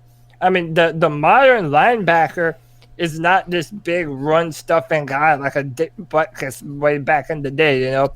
These are guys that are in coverage, they're sideline. Well, if you can run a 2.43 at 240, like, God, I mean, go for it. But his arms are so long. So he's going to be able to. So he's going to be able to. So remember how we used to say, like, whenever Luke was doing bad, it was whenever the offensive lineman would get to the second level and they'd block him. Well, Isaiah Simmons has the arm length that he'll be able to engage those people first sometimes and will be able to shed them and be fast enough to make a play on the football. Like, people are going to take this the wrong way. I know it because everyone's reactionary. But Isaiah Simmons has a far higher ceiling than Luke Kuechly did when he was coming out. Like, I'm not saying that he'll be anywhere near that player, but I'm saying if you look at physically what they have how quick we move on. How quick we move on. You could have 25 viewers. Well, hey, I wanted to put one hypothetical thing out there real quick because we were talking about Okuda at 7, and I think that's a great pick if he's there. But just say he's not, or we decide to go a different direction, and we decide to fill up cornerback and free safety. I want your opinion on one free safety that's out there. I don't personally like this guy, but a lot of Panthers fans tend to really love him. And don't think he wants to play for Rivera next year. So what do you think about Josh Norman coming back here? Oh, God, no. I'm a no. Well, you know what? He wouldn't be bad as a zone corner. He would not be bad as a zone corner. Yeah, he would not be bad if you surround him with some decent players. If you put him in the right program, like he was very good in cover too, and unfortunately, I think we're ready to move on. I think we're trying to turn the page from that. I agree. You know what I'm saying? Yeah, so like bringing him back is something like maybe Rivera would do. Yeah, not Matt. Which is odd that they're the ones that got rid of him. I wanted from you all. Did you hear what the quote was? Sorry, I got clickbaited. This is the thing. I did hear some people complaining recently when the Charlotte Observer declared the McClatchy group. They recently declared bankruptcy. Who owns the Charlotte Observer? I think they own the Raleigh. Yeah. Now that you're mentioning this, it's starting to kind of. I think it's the McClatchy, something like that. All right. So some people were mourning the demise of journalism, right? And I think it was Kyle Bailey. People were talking about it. And I'm not entirely sad or like just like cryy about this shit, because I do think they had enough monetary means early on. They didn't leverage themselves. Media outlets didn't leverage themselves in the podcasting world as well as they could. So they missed some opportunities. But what they were going on to say is that these are actual reporters writing like long form decent journalism, and where online journalism has devolved to like the lowest common denominator. Clickbait. Yeah. Headlines that just get you the click. They get the click. But it's like CBS News is doing it. It's not like a blog that's doing it. Is that they're all push. That's what Twitter and Facebook do. People don't even read that shit. They just read the article and keep scrolling. Or the headline and keep scrolling. I read the comments to know what the headline's about. So that's what I do. I find somebody who has saved me some time and commented on that story. And so it's kind of hard for me to see any of this news unfolding when even the information sources are basically just us. Yeah. They're just something I wanted to bring up earlier is a lot of the stuff, like even with the source of, that's something that I've been saying for a while. Until they quote a source, I won't know. Well, Jordan Rodriguez comes out with that saying that he's healthy. And this is exactly a week after we had the podcast where, we all kind of were in agreement that why not come out and say that you expect him to be healthy? And all of a sudden, are the source. We're the source. How do you listen to the podcast and not think that somebody high up in the Panthers organization is listening to what we say? Because it almost seems like every week after we have a deep conversation that makes sense, somehow, some way the Panthers make a change, or they make or there's an article out there that indicates exactly what we've talked about. It's kind of crazy. If the Panthers traded Cam Newton because of some shit that I would say, I'd fucking drive off a bridge. Oh gosh! And he could really do that. Done, dude. He could really do that too. Oh yeah, I know. But by the way, can I just make a parallel real quick? And I think that this is a great point, dude. It doesn't matter if you're talking about politics or football. Whenever you have like a conglomerate that owns these media sources, you always have to ask yourself in the back of your head, okay, what's the spin here? Like, what are they trying to get their readers to believe? Whereas, when you want to know about football and you come to the C3 Carolina Cat Chronicles podcast, dude, no one's bullshitting you here. Like, no one's trying to sell you a fake bill of goods. It's from the fan perspective. We're all fans, but we're keeping it real. We're watching it. We're watching it. That's the thing, is we have watched this as closely as Joe Person has. We have watched it as closely as Rodriguez. We might not have had the access some of them have had, but you cannot question that. It's like if you're trying to say this, you could put any one of us in David Newton's job, and we would be able to give you similar insight, probably less baitish. Way better insight than Dave Newton, especially. But less clickbaitish. You know what I'm saying? He's actually very good at clickbait. And I think his misspelling thing and his error thing. Yes, I think it is. You're giving him way too much credit, bro. Dude. Way too much He took credit, a small market and turned them against him. And that's how he keeps his blog on ESPN. It's so stupid, dude. You will click shit where David Newton misspells. Don't lie. By the way, my only point is no matter who you are, no matter what you're looking at, man, get your news from independent media. Because independent media, especially in today's age, is by far the best no matter what you're talking about. And who? And let me say this: who the fuck broke the Carolina Panthers in the all or nothing? Or is it? Is You're it damn all or right. Who Say broke that news? Cody Say that. Lashney broke that news. That's who broke it. Cody Damn Lashney. straight. On this podcast, we had it months before anybody because we be watching the Twitter. We be watching the Amazon shippings. We be watching everything. And I had Also, the inside I'll have to- sources, baby. I have to throw this out here too. After the Redskins game, I said there's no way Ron Rivera doesn't make it past this week. Yeah. And he didn't. Yeah. And David Tepper fired him after we took a picture together. Yeah. So how about that? I took a picture with David Tepper. He listened to my man, CK, and then all of a sudden, fired. All right, let's go to the next call. You told Tepper about the podcast, didn't you? Yes. I my did name's not. Anthony Rochelle. What's up, Anthony? That's a good name, am brother. Looking forward to next season with our new coach, and I just think that we have a new clean slate. We'll see how this goes, but I don't think they should trade Christian McCaffrey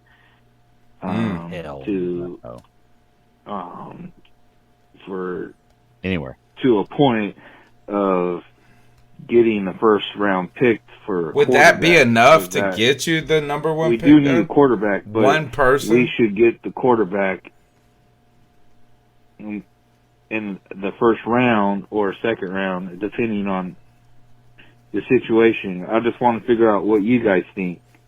All right. Thank you so much. All right, thank you. Yeah, thank you, Anthony, for the call, the strong name, and I personally agree is that right now Christian McCaffrey is kind of the bright spot of the organization. He does appear to be the untouchable one. But Cody, what could you do? Just do Christian McCaffrey for the number one pick? No, man. No. Why? He's the best player in the NFL. That's why we would be trading him. Because running back is so incredibly devalued in today's NFL. But he's not devalued at all. He was a single-handed he's not a running back. He's not a running back. He is and he couldn't get his football team above 5 wins because no running back will ever be That's the dependent position. You can't put that on him. I'm not putting it on because our defense sucked. Our defense sucked. It wasn't even our offense. We probably averaged 22 points this year. The Cincinnati Bengals earned the first pick in the draft. Okay, that means they're not a good football team. That means Christian McCaffrey is not coming in. Christian McCaffrey is not coming to save them. I mean, listen. I love Christian McCaffrey. The fact of the matter is, you can have starting running backs that are drafted in the 4th or 5th round. We have no idea what Jordan Scarlett looks like. Reggie Bonifant went undrafted and he was running for touchdowns. One. Okay, well, he was running for a touchdown. What about the dude in the NFC Championship game for the 49ers had 4 touchdowns? But they also had a transcendent quarterback in Patrick Mahomes. That's not. It's not like all of a sudden you could put that motherfucker on a team like the Giants and he would be Saquon Barkley. No, this was my point earlier when it came to drafting a player, is that I would rather have a transcendent player than the best quarterback on the board. And right now McCaffrey is about as look. Marshall Faulk came out and said this kid is better than I am. Yeah. Marshall Faulk. There's only one motherfucker in the NFL that can ever say he's better than Marshall Faulk, and that's wasn't Marshall from Faulk damn a Detroit part of Lions. a football team that was literally nicknamed the greatest show on turf?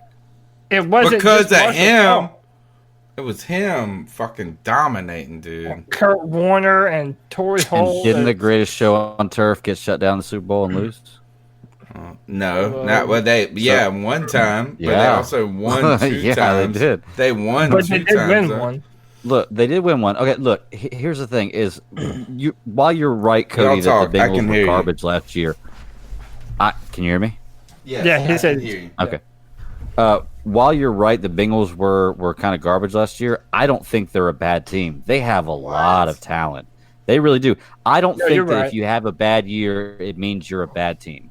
You can be a good team and have a bad year. Yeah, it can happen. I mean, I think Carolina's been a good team that's had some bad years in the last couple of years. We're a good team. Look at the 49ers. They have a lot of talent. The 49ers, they had the 49ers, exactly. 4-12 last year. Yeah, and then they were in the Super Bowl. So exactly. Oh, should have won the Super Bowl. But I don't know. The Bengals. You're right. They did earn the number one spot. I just feel like they could, with the right pieces, with the right thing, because their biggest need right now is quarterback. And to be truly honest with you, they don't really have to have a quarterback. I mean, think about it. Andy Dalton's been in the league the same number of years Cam Newton has, and he's gone to the playoffs more times in a tougher division. I mean, Andy Dalton's not a terrible quarterback, so they don't necessarily have to. Has he been more? No, that's not true. That's not. Look it up. Six times in 8 years. And bullshit. That's bullshit. 6 times. He hasn't won a single playoff game. I call bullshit. Look it up. I'm playing the next call. I'm playing the next call. You look it up. All right, I've got it right here. What's going on? It's your boy, the Black Cat, Brandon Herbert. I'm not even sure if I'm going to make the podcast today. But anyway, thanks for whoever that called in and everything, checking on me and everything. I haven't really been talking about it in a while. But, yeah, that James Bradbury, I would probably croak over and die if we signed him to a 10-year deal. Or I'm with you, brother. Yeah, I've been kind of voicing my opinion through Twitter and everything a lot. So yeah, that's basically all I've been doing. But I mean, as far as the team and everything, I don't know what Greg has been seeing about. I don't know how you can't be excited what's going on in the future and everything like that. Yes, we have a lot, and I see a lot of holes to fill. So I'm not expecting us to be 11-5 next year or whatever the case may be. If we are, that's great. But the coach we have, I don't know. It's just the energy in the room when I heard him speak and everything like that. It's just so magnetic. It was great for me, and I didn't know too much about him until we signed him, and then I started looking at a lot of the things. Like, he's made everything better. Like, from every job he's ever had, they've been bad to okay to great. Like, I can't understand how you can't be excited about someone like that. Because we ain't seen shit. That's why not just an we ain't seen shit. Coordinator. It's not just a defensive coordinator. He's been from special teams to offense. That's cool. That's defense. cool. He played both sides of the ball, and that right there is a valuable tool. And I agree. Joe Brady, I'm not sure about him, but he might be a really good young offensive mind and everything like that. I'm still concerned about the defense. We'll see about that Snow guy, which, hey, he could do good in the pros, but I do like the mix of a little old and a little new with his coaching staff. I'm actually very positive and optimistic about it. Chip Kelly, he even though it was only a couple years, he had success. Jim Harbaugh had success. It's not. I mean, yes, they struggle a lot coming to the pro level, but at the same time, they are some people that have had success in this league. That's why Greg's being measured about it. So, I mean, I don't know what your problem is. Look, I'm going to take the defense here. Do it. I'm taking the defense in this because I am excited about Matt Rhule because, like, you give me a good preacher and a speaker and I'm ready to go worship, right? But we don't just need to put, paint lipstick on everything. You know what I mean? Like, here's the thing. You haven't said anything negative. You have just been cautious. And I don't think there's anything unfair with being cautious in a situation that doesn't look good, period. I feel like the cat calls line almost exclusively exists for people to roast Tony and Greg. It seems that way. It's just us two. Why us two? Why? Earlier, I was wrong. Andy Dalton didn't go 6 times to the playoffs. He's been 5 times. So he's been drafted. He's been in the league as many years. How many playoff games has he won? 5 times. 0. I'll give you that. He's won 0 games. So I have no defense there. And it was their first 5. And they were all wild card, maybe except one. No, I think they were all wild card. He won the division twice. Yeah, and so it's not. At the end of the day, comparing the two would be. He's sorry. He had an incredible He's sorry, man. Talent in AJ Green. Let's be honest. Yes. He's no. I agree. My point of it is what I'm saying is that he sucks the red D. With the right stuff, they would be willing to get away with not drafting a quarterback or giving away that number 1 pick. It would be silly not to draft Burrow right now. They would be dumb to not draft a great Burrow. Quarterback makes you great for a while, like for a long time, right? You know that. And there's only one opportunity. That's the thing, is that you hope you're never here again. At the worst case, you're hoping at the worst case scenario you're a top 5 pick next year or some shit like that. But you hope you're never number 1 again as long as that quarterback's playing. Now, if you want to say that Burrows is the equivalent of Blake Bortles, then, Jacksonville may have forced it. But Burrows also had one of the best football season in the best football conference. So it's not like there's nothing. It would just be you would be trying to it would be like something Dave Gettleman did if you didn't draft him. But also, what I would say is this, though. I don't think so. The Bengals, like what Greg was saying, I think Greg is right. I mean, they do have a lot of really good players on that football team, but they haven't been able to utilize it yet.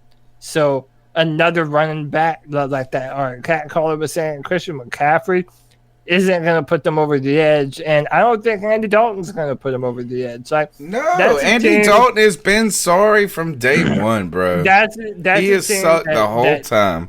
That's a team that needs something new. I mean, it's. I mean, you never know how many times you're going to have the number 1 pick in the draft. You better damn sure make sure that you feel that's the best player in this draft. And imagine if the Panthers, think about this. What if the Panthers would have picked Patrick Peterson or Von Miller over Cam Newton? It would have been the dumbest shit that we've ever done. It just, you know what? They wouldn't have had the success they've had in the next 10 years.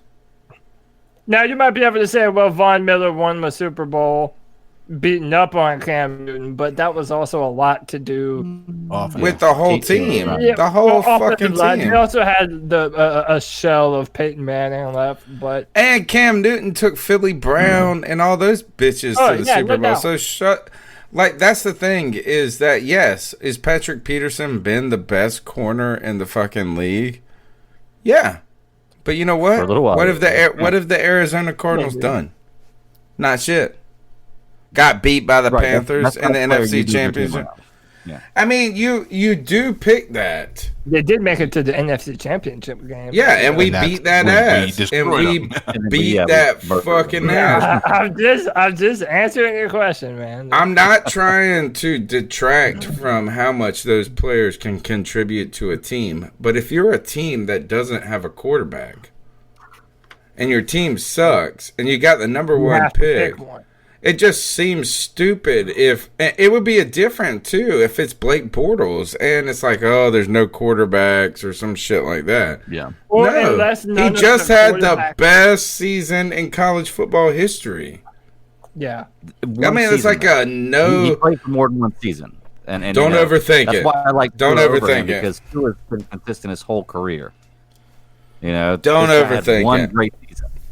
I understand that, but okay. Cody, what would you pick right now if you're the Bengals and you had to pick between Tua and Burrow? What would you do? I'd probably still pick Joe Burrow just because I think that, and it's very narrowly. I don't care if anyone says Tua because that's a fine answer too. I really like Tua. But It's health, right? It's health. But I'm saying, let's say the health wasn't an issue, right? So we're talking healthy Joe Burrow, healthy Tua. I have no problem whoever you decide to be number one, but I think that when you have a season like Joe Burrow did and you do what he did, I think that he deserves to be rewarded with the number one pick in the draft. I mean, and listen, I don't want to poo-poo the guy, man. Like, there is so much, and dude, Joe Burrow's pocket presence, dude, his ability to move within the pocket reminds me of like a prime Aaron Rodgers. Yeah, like the dude is that good. My only thing about that mindset is I've seen a lot of people say the same thing about a lot of Jamarcus Russell was the same way. You know, when Tim Tebow was coming out of college, it's like you've never seen quarterbacks do this kind of stuff. I mean, it doesn't always work out like that. I want to know what you guys think about Joe Burrow coming out and saying that he controls his own destiny. I was saying something about controlling his own destiny, or he has leverage for whatever he wants to do, and then his father coming out and saying that he doesn't want him to play for the Bengals, and then multiple Bengals players coming out and saying, use your leverage and don't play for the Bengals. Like, what do you guys think about that? Who are the players? This is awesome. Is they're like, don't come to this fucking shit. But I'm still cashing my check. Carson Palmer said it. Yeah. So like, you should mention with that though, former players. No one on the team right now. Right. But same point. Organization, you know. Yeah, same point. We kind of talked about this a little bit earlier, but I'm of the personal opinion that, I mean, maybe in this draft because you have so many teams that would probably be willing to trade up, but I think the Bengals still hold all the power. I think they're going to draft them number one. And like I said earlier, there's no guarantee that even if you're Joe Burrow and you say, dude, I'm not going to Cincinnati at all under any circumstance, they may still draft you. They could still draft you, and they have the exclusive rights to your NFL contract for another year. And then you can re-enter the draft next year. And there is no guarantee, especially with Trevor Lawrence coming out, dude, there's no guarantee you're going to be the number one pick. And you're going to have to not play football for a whole year. So Joe Burrow is going to be a Cincinnati Bengals. Okay. I'd rather have two anyway, so that works. And I don't blame you. And one more thing, I know I'm getting long-winded, and I'll move on.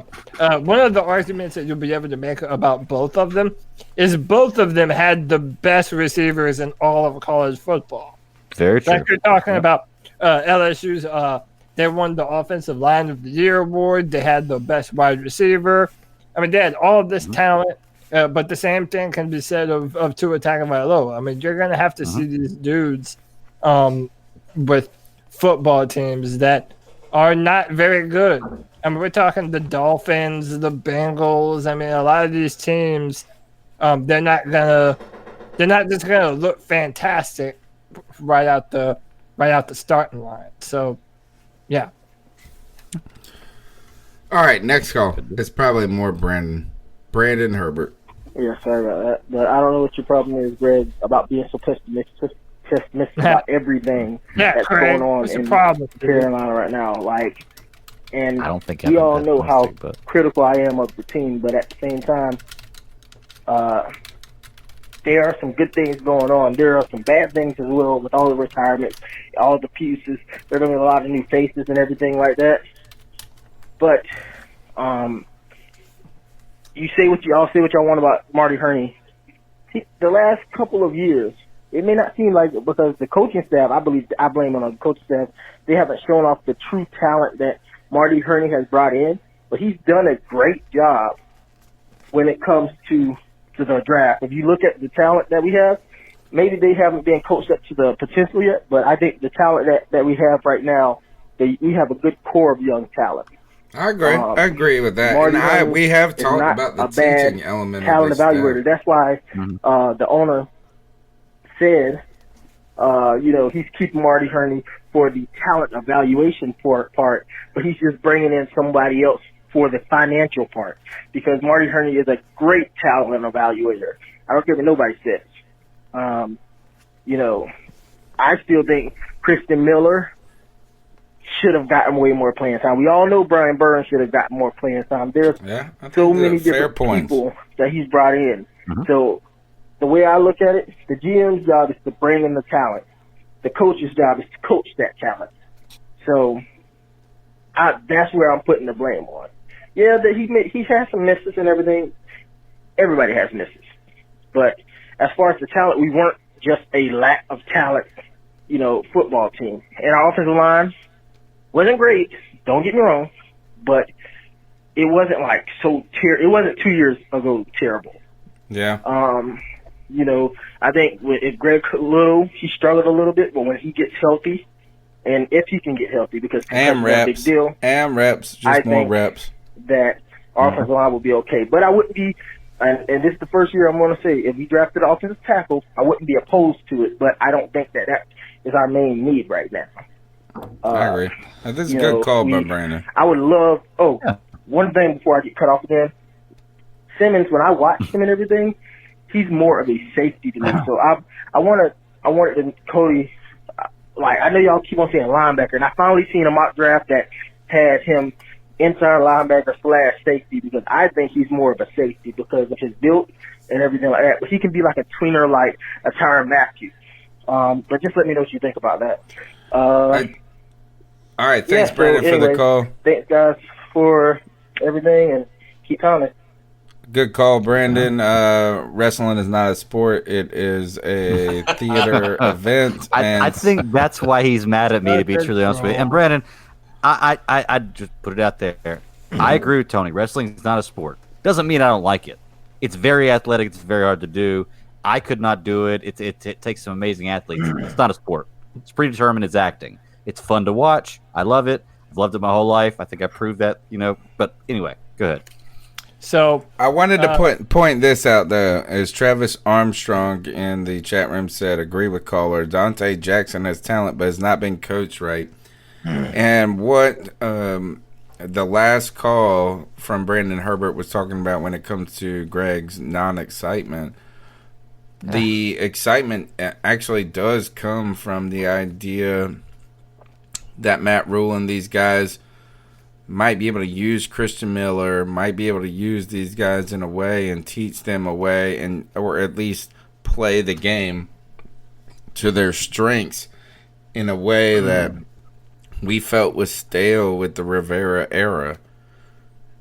So I mean, for me, is like Christian Miller could be a guy that never plays in the NFL, or he could be a guy that can be productive on our team. And we don't know. The tale of most players in the NFL, like most, number one draft picks that aren't successful. That's the exact same. I mean, they have all the tools to be successful, but are they put in the situation that's best suited for them? And I think this staff kind of lends towards that. That is where our optimism resides. Is that maybe that we will get more out of these guys than less. Yeah, and I agree. I think that's true based on the history that Matt Rhule has of turning programs around. That's turning the middle. I guess the middle state of the players of everything. So if you're getting people drafted, I feel like you got a guy like Matt Rhule who's going to be making that phone call to you, telling you, "Hey, listen, you're going to be a Carolina Panther," and building you up. I mean, you're going to feel like you can, lift a car off of somebody. It's just. I think he has a motivating factor, and I think Ron Rivera has been a player's coach, but I think he's also been a coach that's veterans coach. He's a veterans coach, man. Yeah. Well, I think he is coaching from a empathetic point, right? He's been there. He's been in the big game. He's not performed well before, so I think his coaching style is basically, hey, listen, I'm one of you, so let's get you, to where you can actually be successful in this league.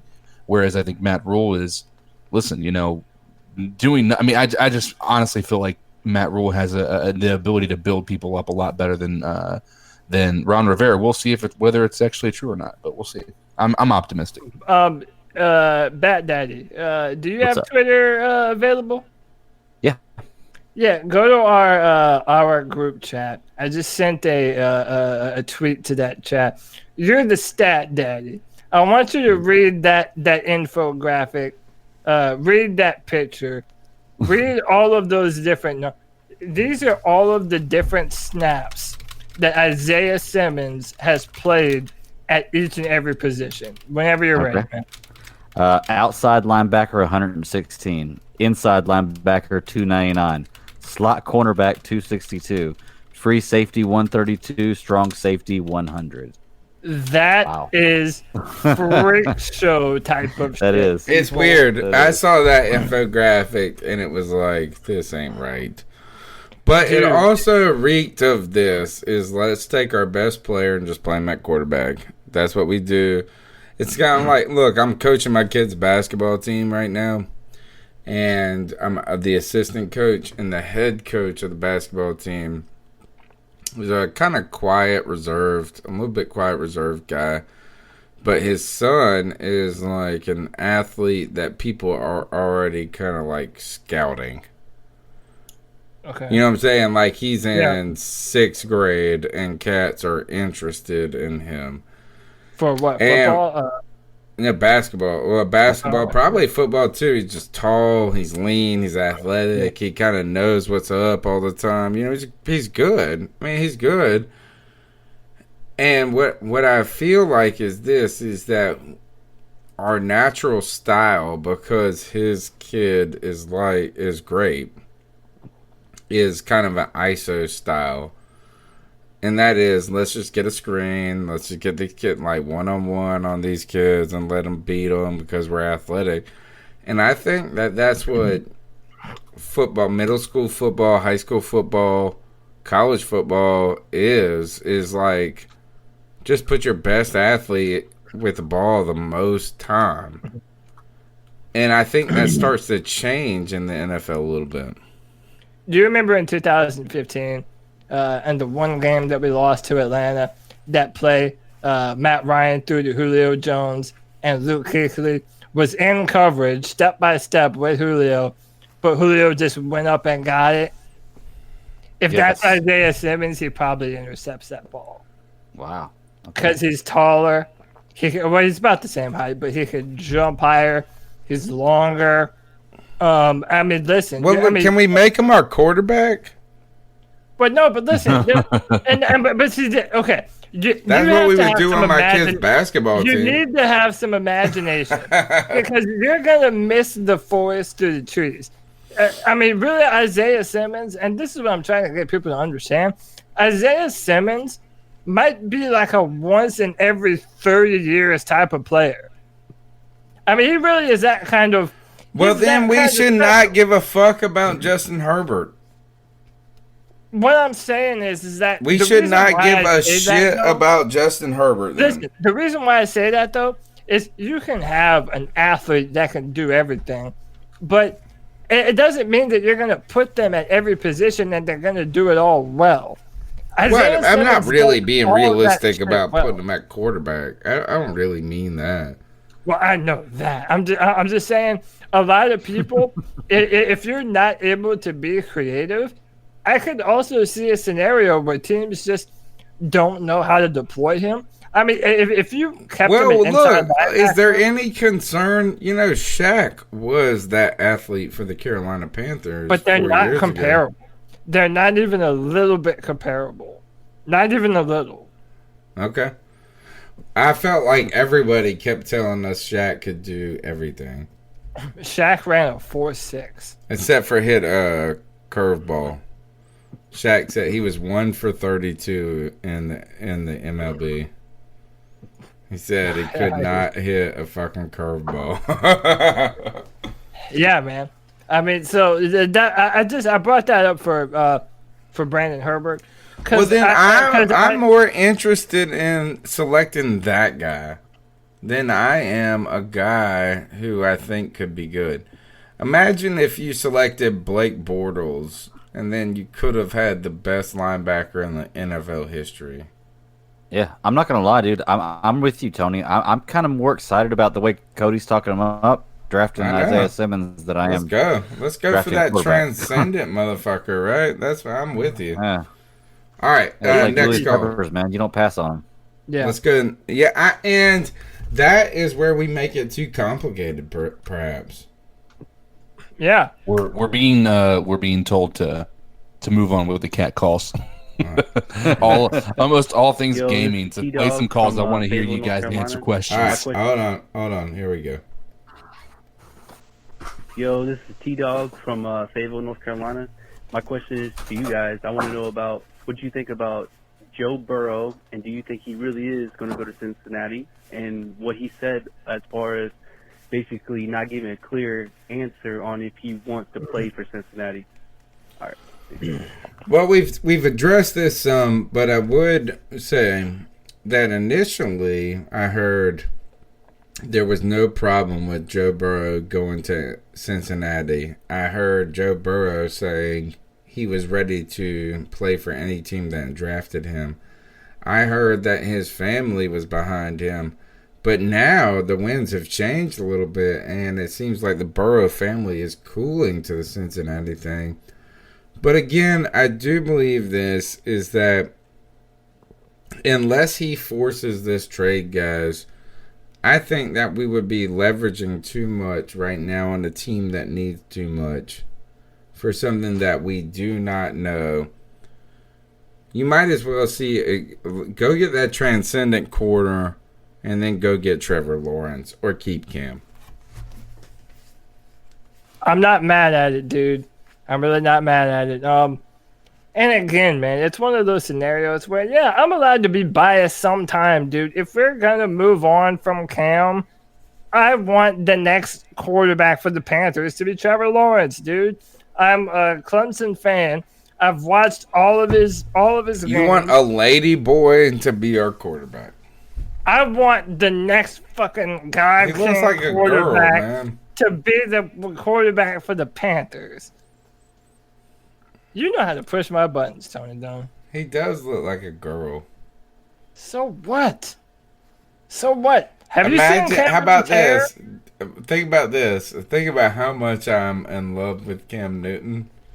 And then if you made him look like a girl, oh my God. If Trevor Lawrence is the MVP, imagine how quick I'm going to get on that. What does that say about you that Cam Newton is the definition of masculinity and you're attracted to him, but Trevor Lawrence is kind of girly and you're not so attracted to him?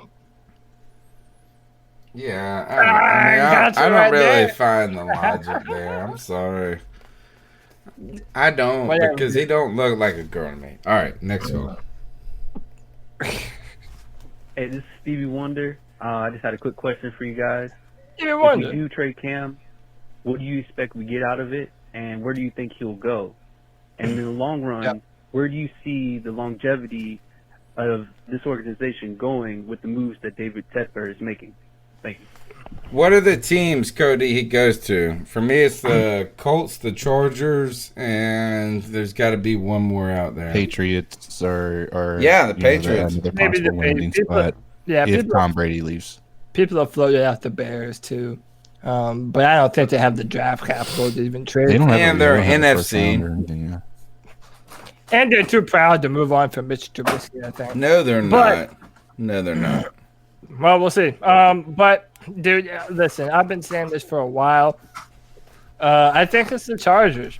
I think it just makes too much sense. If Cam's gonna leave, I think that the Chargers and the Rams are getting ready to move into a brand new football stadium, especially in Los Angeles. Dude, no one gives a damn about the Chargers. Every game that they played was like a home game for the other football team.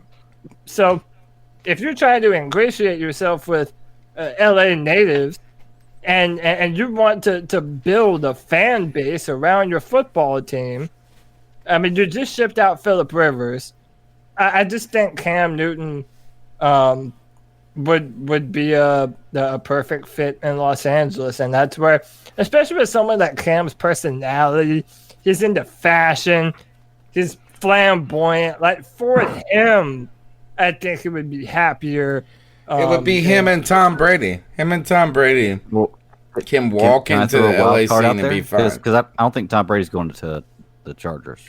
He's got a big offer from the Raiders today, or was it today or yesterday? Well, I heard that But- it was rumored that they were willing to give him that. Yeah, they We'll give can't. They him can't 2 start years, talking 60 until million, yeah. March. Yeah, March. it'd be tampering right now. Yeah. Well, can I throw just one crazy idea out there? And it sounds crazy at face value, but if you really, really think about it, it makes sense.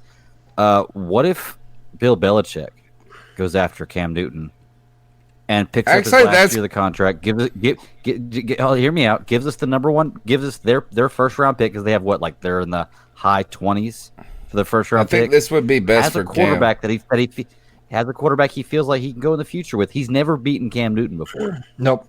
His problem is always mobile quarterbacks. No, I Imagine actually if you- think New England you know? is the best fit for Cam Newton outside of us. Yeah, Is that I really think they could make a move for him. They could dominate. Look, they've been, and we were trying to get to a conversation that we weren't. Actually, all right, let's get to it. Drew Brees is gonna be coming back with the New Orleans Saints, and he's like what, 41? Yeah, he's getting there. Up there. They're messing up. So he is. Look, they've got Teddy Bridgewater. They've got Taysom Hill, the best fucking football player in the history of the world, and they've got Drew Brees here. Is that, I mean, ultimately, you've got to think about this, is that with that news that Drew Brees is coming back, which is probably the best for the Saints, in my opinion, for the short term, is that unless it's Tom Brady or not, Cam would be great in New England. It'd be fantastic. And look, and you know what? I want to vomit saying those words on this podcast. Dude, I do okay. too, but Bill Belichick would love him.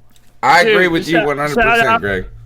Shout out to Josh from Mass. What would Josh from Mass do if Cam Newton went to? Oh my gosh, what would he do? Patriots? He already said I won't be able to tolerate He it. said I have to move. I'm sorry, Josh. I'm sorry, Josh. But it is a good possibility. Hey, Josh, maybe you could become a Buffalo Bills fan. So they so New England is obviously one that I've thrown out there, and I will say that most New England fans that I've ever talked to, as you know, there are plenty of them that have been converted to New England fans over the past 20 years. But nonetheless, of the people that I've talked to, none of them want to see Cam Newton as a Patriot. Mainly because of their own biases or their, you mean Patriot fans don't want to see Cam Newton as a Patriot? No. Same thing with they would be same sucking thing with that big black cock before you know it. So same thing with the reason, the Colts don't want to see Tom Brady come and be the quarterback for them. Like they just do. Like if you talk to a Colts fan, that's the worst possible thing you can say to them is Tom Brady's going to be a Colt. Until of course he wins them a Super Bowl. Then all of a sudden now they're just hopping up and down for him. But I thought about this too because the end of Jake Delhomme's career really happened with his Tommy John issue, right? And Ben Roethlisberger's now going through that process as well. The Steelers is not necessarily a bad. Depending upon what happens. I agree. I've heard plenty of people have brought that to my attention as a possibility. I think that's an odd one, because I don't really know how he fits in that, with that system. But I think he could definitely go in there and do what Ben Roethlisberger does, which is, run around, avoid. Getting sacked and get the ball down, down the field with, Schuster and everybody. And so also back to Greg's point, Bill Belichick, if ever you listen to interviews where he talks about Cam Newton, he is always so complimentary of Cam. Yeah. Like he's never beaten overly complimentary of Cam. Like him and Luke. Whenever Bill Belichick would talk about Cam Newton or Luke Kuechly, dude, his eyes would light up. So no, that's not a. In fact, Greg, I would even be so bold as to say I think that would probably rank number 2 as the most likely scenarios. Yeah.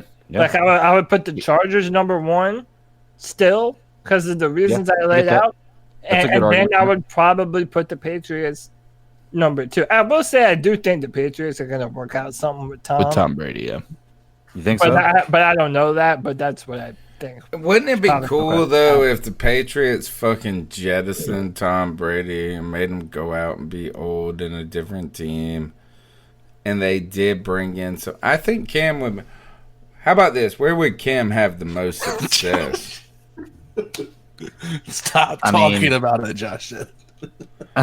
Where would Cam have the most success in the league? And I think instantly what Cody says is the Chargers. Instantly. He would have they have a great offense. Long-term New England, I think. Man, another one to throw out. Suck. Another one to throw out, and I would hate for this to happen, but Tampa Bay. I think under I think you muted your microphone, Greg. Under Bruce Arians, I think he would thrive in that kind of system. Man, I think you put Cam in New England. I think you put him in Chicago. I think he has the best success. Those two teams. Yeah, I was about to say Tampa Bay before my mic cut out. Tampa Bay's Tampa. All right, I think. Look, guys, we're fucking done with this show. It's 11:03. We said we weren't going to go an hour. We're done with this show. We've talked about everything we need to talk. Oh my gosh, they're all gone. I'm not checking any more calls. Y'all bitches cannot call into this show. No more. We've talked about this exhaustively. You can call in next week. The number's 252-228-5098. My man said, the man that was here said, them IPAs are kicking in. Yeah, they're kicking in. It's bedtime, mofos. Bedtime. It's like sleep deprivation. Yeah, but here is that I'm tired. I'm so tired of talking about Cam Newton being somewhere else. And I feel like I'm like Samuel L. Jackson in the cafe at the end of Pulp Fiction. I'm tired, man. Tired. He's like, then reach in there and grab my wallet. Which one is it? The one that says bad motherfucker. That's Cam Newton's wallet. You know what they call a quarter pounder in France? A Royale with cheese. Royale. Oh, I'll give you every line of Pulp Fiction. My number one movie of all I time. could too, dude. I'm a fucking Quentin Tarantino Great super movie. fan, man. Great. It's my favorite movie of all time. Ultimately, because it's just the dialogue, bro. Is it about like orange juice and fake stories? Yeah, that's it. I've never seen it. Hey, Tony, just so you know, cool fact. What's his name? Samuel L. Jackson had badass motherfucker on his lightsaber in Star Wars. Really? Nice. Yeah. He is a badass motherfucker because of that one movie. Made him. He's also been in every movie ever made. Yeah. He's that guy. Yeah, he's the Steve Harvey of movies. Yeah, dude. He is in quite literally every Snakes movie. on a plane. Yeah. Snakes You name on a movie, and you Snakes name on a any plane. movie. Name any movie, and Samuel L. Jackson is in that movie. Well, you know what? It kind of hurt Samuel L. Jackson fans for a little while because we were used to him being in great movies, and then he became in every movie. Yeah. Yeah. You know, it's like we were like, oh, Samuel L. Jackson is awesome. He does this. I've he had does it with this. these motherfucking snakes. Exactly. And then he If you bit watch this it on cable, it bitch's says Monday titty. through Friday snakes. Yeah, Monday through Friday. Oh yeah, that's my favorite. That's my favorite. I like that one better than the real one. Oh yeah. Nah. Wonderful. All right, so C3 Panthers podcast. We're here Tuesday nights, 9 p.m. live. Look, there's nothing to talk about, and we still talk for 2 hours, motherfuckers. Over 2 hours, and we still got ice and mugs up. Go ahead and smash the thumbs up button. Call into the show, 252-228-5098. We'll play you next week. Not this week. I'm tired of talking to y'all. But I'm ready to ice some people up. Guys, who's ready to go first? You guys want me to do it? I will do it if you need me to. Let me go first because y'all are all very well thought out and articulated and sound good. All right. Mine's just I didn't think anybody. It's just real quick. Ice up the post office, man. Just the entire. I mean, I know it's my job and this is low hanging fruit, but you know what, dude? I'm not going to go into details, but just iced up the post office, man. It is a dying business that, if it wasn't funded by the government, would not be in business at all. And I hate Poor saying that's my business. job, but Well, because that's But, not yeah, a I said post business, office. technically, right? Huh? Let's not argue with liberals here. Cody. Fight me, bro. Come at me, dude. Let's I'm go. ready. I love the post office. I love the post office. Greg, don't shoot us. I try not to. So, all right, my ice up pick goes this week to Rob Manfred, the Major League Baseball commissioner, who called the World Series trophy just a piece of metal. As he as he commented on the Astros cheating scandal, I do, while I'm icing up Ron Manfred, want to give shout out to these guys who made this video that says the internet, and the tweet said the internet always wins, and they reenacted the Astros season to, oh gosh, who was it? It was like Genesis. You remember they do that drum solo? Oh, yes. It's I can feel it calling in the air. That song. All right. So anyway, they did this video. Yeah, Phil Collins. And they do this video, and this mug goes, I think it's a slider. And this other cat, right when the drums comes in, on the trash can. My point is that this whole Astros cheating scandal has been terrible as all get out. And for the fact that the Major League Baseball commissioner has not leaned towards terribleness, but has leaned to inconsequentialness, is ridiculousness. Ron Manfred, you guys play 162 fucking games. How is that just a piece of metal? That's like it's not. You only let like fucking 8 teams into the playoffs. Shut the fuck up. It's like the hardest fucking thing to win in anything. And you call it, and you're the leader of it, and you call it a piece of metal. No, you suck. The Astros suck. This cheating scandal is bigger than steroids to me. You guys cheated like fucking wrestlers, fucking architecture their shit, and choreograph their shit. Ice up. Ice up. Ice up. Whoever wants. Well, there's only 2 of you bitches left. Come on. Only 2 of you left. You got to split Cody squared here and figure out what you want to do. Come on, guys. Are you scared? I'll go. So let me. I have to stop having a million links open on my fucking page, dude.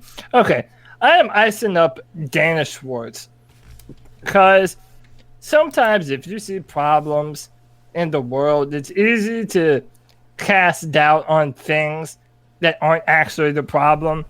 And Dana decided to take a jab at South Park of all things, because it is responsible for all of the angry dudes who don't care, who make jokes at other people's expenses, and all this.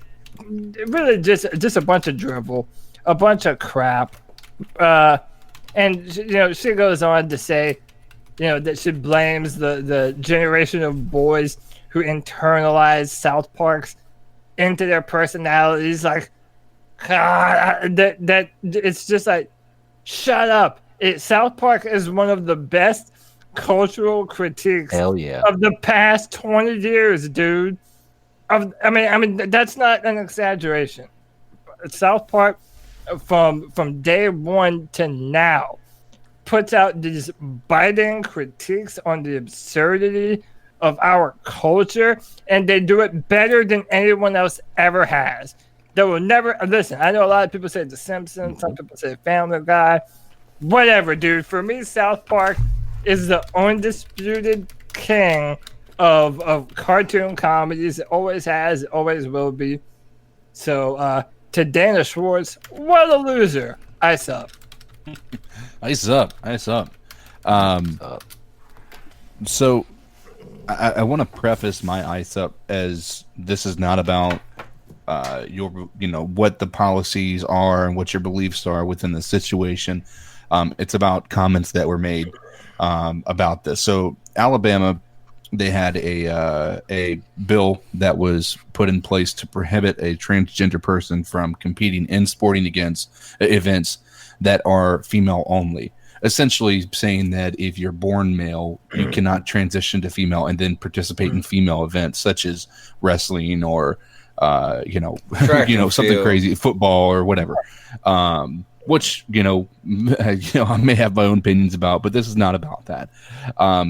So in an effort to try to argue why that shouldn't be a bill that actually comes into place, which by the way, this is about male, born male transition to female and then trying to play in female sports. Republican or representative who's a Democrat, John Rogers from Alabama, he said, "My favorite player is a transgender." Then he was not able to name the player, stating that he played for the North Carolina Panthers and was about to be cut for by the team North Carolina Panthers. Yeah, and he was about to be cut by the team for being transgender. After the meeting was over, the news followed up with Rogers on his comments where he named the player he was referring to as Cam Newton, a former Auburn quarterback and current quarterback of the Carolina Panthers. Oh, that's actually kind of funny. According to the article, Rogers said he misspoke and that he believes Cam Newton is gay. So, first and foremost, slightly funny. He said, "I saw him dress as a woman after a press conference." Slightly funny. So it's it's funny because I think it's a perfect illustration of an old guy, right? That's what I'm going to go straight ages with this. There are these guys in the world that just do not think about things before they speak, right? I see it, so it must be true. And so all of these, it's just hilarious when you're going to sit there and call somebody transgender and that the Panthers are cutting him because he's transgender. And that if this law, basically trying to use Cam Newton as a reason why this law should not be passed. Dude is a guy who plays in a guy sport. Like, it's not like he's playing at a female sport or anything along those lines. It's absolutely hysterical. Once again, the policies themselves are not what I want to talk about. That's a whole bag of worms that I'm not ready to get into on this podcast. We're trying to keep this something simple and not so deep. But for that representative, that Democratic representative, I have to say, ice up, son, ice up. I would say though that Cam Newton fucking running your track meet would bust your daughter's ass though. Yeah. So if that's the case, if he turns out to do that, he would fuck your daughter up, yo. I'm gonna tell you that. He would outshot put her. Anyway, all right. That's the C3 Panthers podcast. My name's Tony Dunn. We're here every Tuesday night. We've chopped up the latest Panthers news and opinions from the fan perspective. We refuse to go less than 2 hours, and tonight we went 2 hours and 15 minutes, even when two of the hosts didn't even want to fucking barely talk because we feel like shit. Anyway, my name's Tony Dunn, at @cat_chronicles, and my man Cody Lashney here every week. Cody, how can they hit you up? At Cody Lack, CODY LAC. Brand new mock draft on Draft Tech tomorrow with the comments for the Carolina Panthers in the first and second round. Please keep checking that out every Wednesday, putting a lot of work into them. And so one last thing, what CK was saying last time, our better know a potential Panthers draft pick. We're still going to be doing that, but now these are going to be video segments. So we are going to upload standalone videos previewing these players. CK and I are going to be working on that coming up here soon. We don't know exactly when they're going to drop, but they are coming, rest assured. And that's it, man. That's it for me tonight. All right, CK, tell them how they can hit you up. You can hit me up on Twitter at CodizzleAllen. Still need more followers, so I'm hungry for it. You guys help me out. He's thirsty. But, he's follower thirsty, bitches. Thirsty for him, and all I have to say is, Autobots assemble. There you go. Well done. And Greg, how can they hit you up? Oh, man, you can find me at the Bad Daddy 52 on Twitter. And if you want to talk to me in another kind of way, do at SCS Podcast 1 on Twitter. Check out my other show. It's Super Civil Servants Podcast. We're talking about Clone Wars Season 7, Episode 1 that drops this Friday. Come check us out. And I think me and Toady just started something in the chat where we're going to do a Power Hour. Yeah, we have to. I'm going to have to take on a different name, though. My name is Donny Tun. Donny Tun. There you go. That'll work. But yeah, man, let's do it on the draft. Let's figure something out. Do a Power Hour. That'd be a fun show. Oh gosh, but it'd be a fun show. I just read Cody's comment. Oh my goodness, Cody dropping fucking nuclear bombs. All right, I believe that, by the way. Might be true. It has done it before on other platforms. Oh my Even impersonating a woman, dude. I'm telling you. Oh, all right. C3 Panthers podcast will be here next week. Thank you, guys. Yes, sir. Peace. Keep pounding. Keep pounding, y'all. Even you, Randy Trotter. Looking for a fun way to win up to 25 times your money this basketball season? Test your skills on Prize Picks, the most exciting way to play daily fantasy sports. Just select 2 or more players, pick more or less on their projected stats, and place your entry. You could turn $10 into $250. Right now, Prize Picks will match your first deposit up to $100. Just visit prizepicks.com/fan and use code FAN. That's code FAN at prizepicks.com/fan. Must be present in certain states. Visit prizepicks.com for restrictions and details.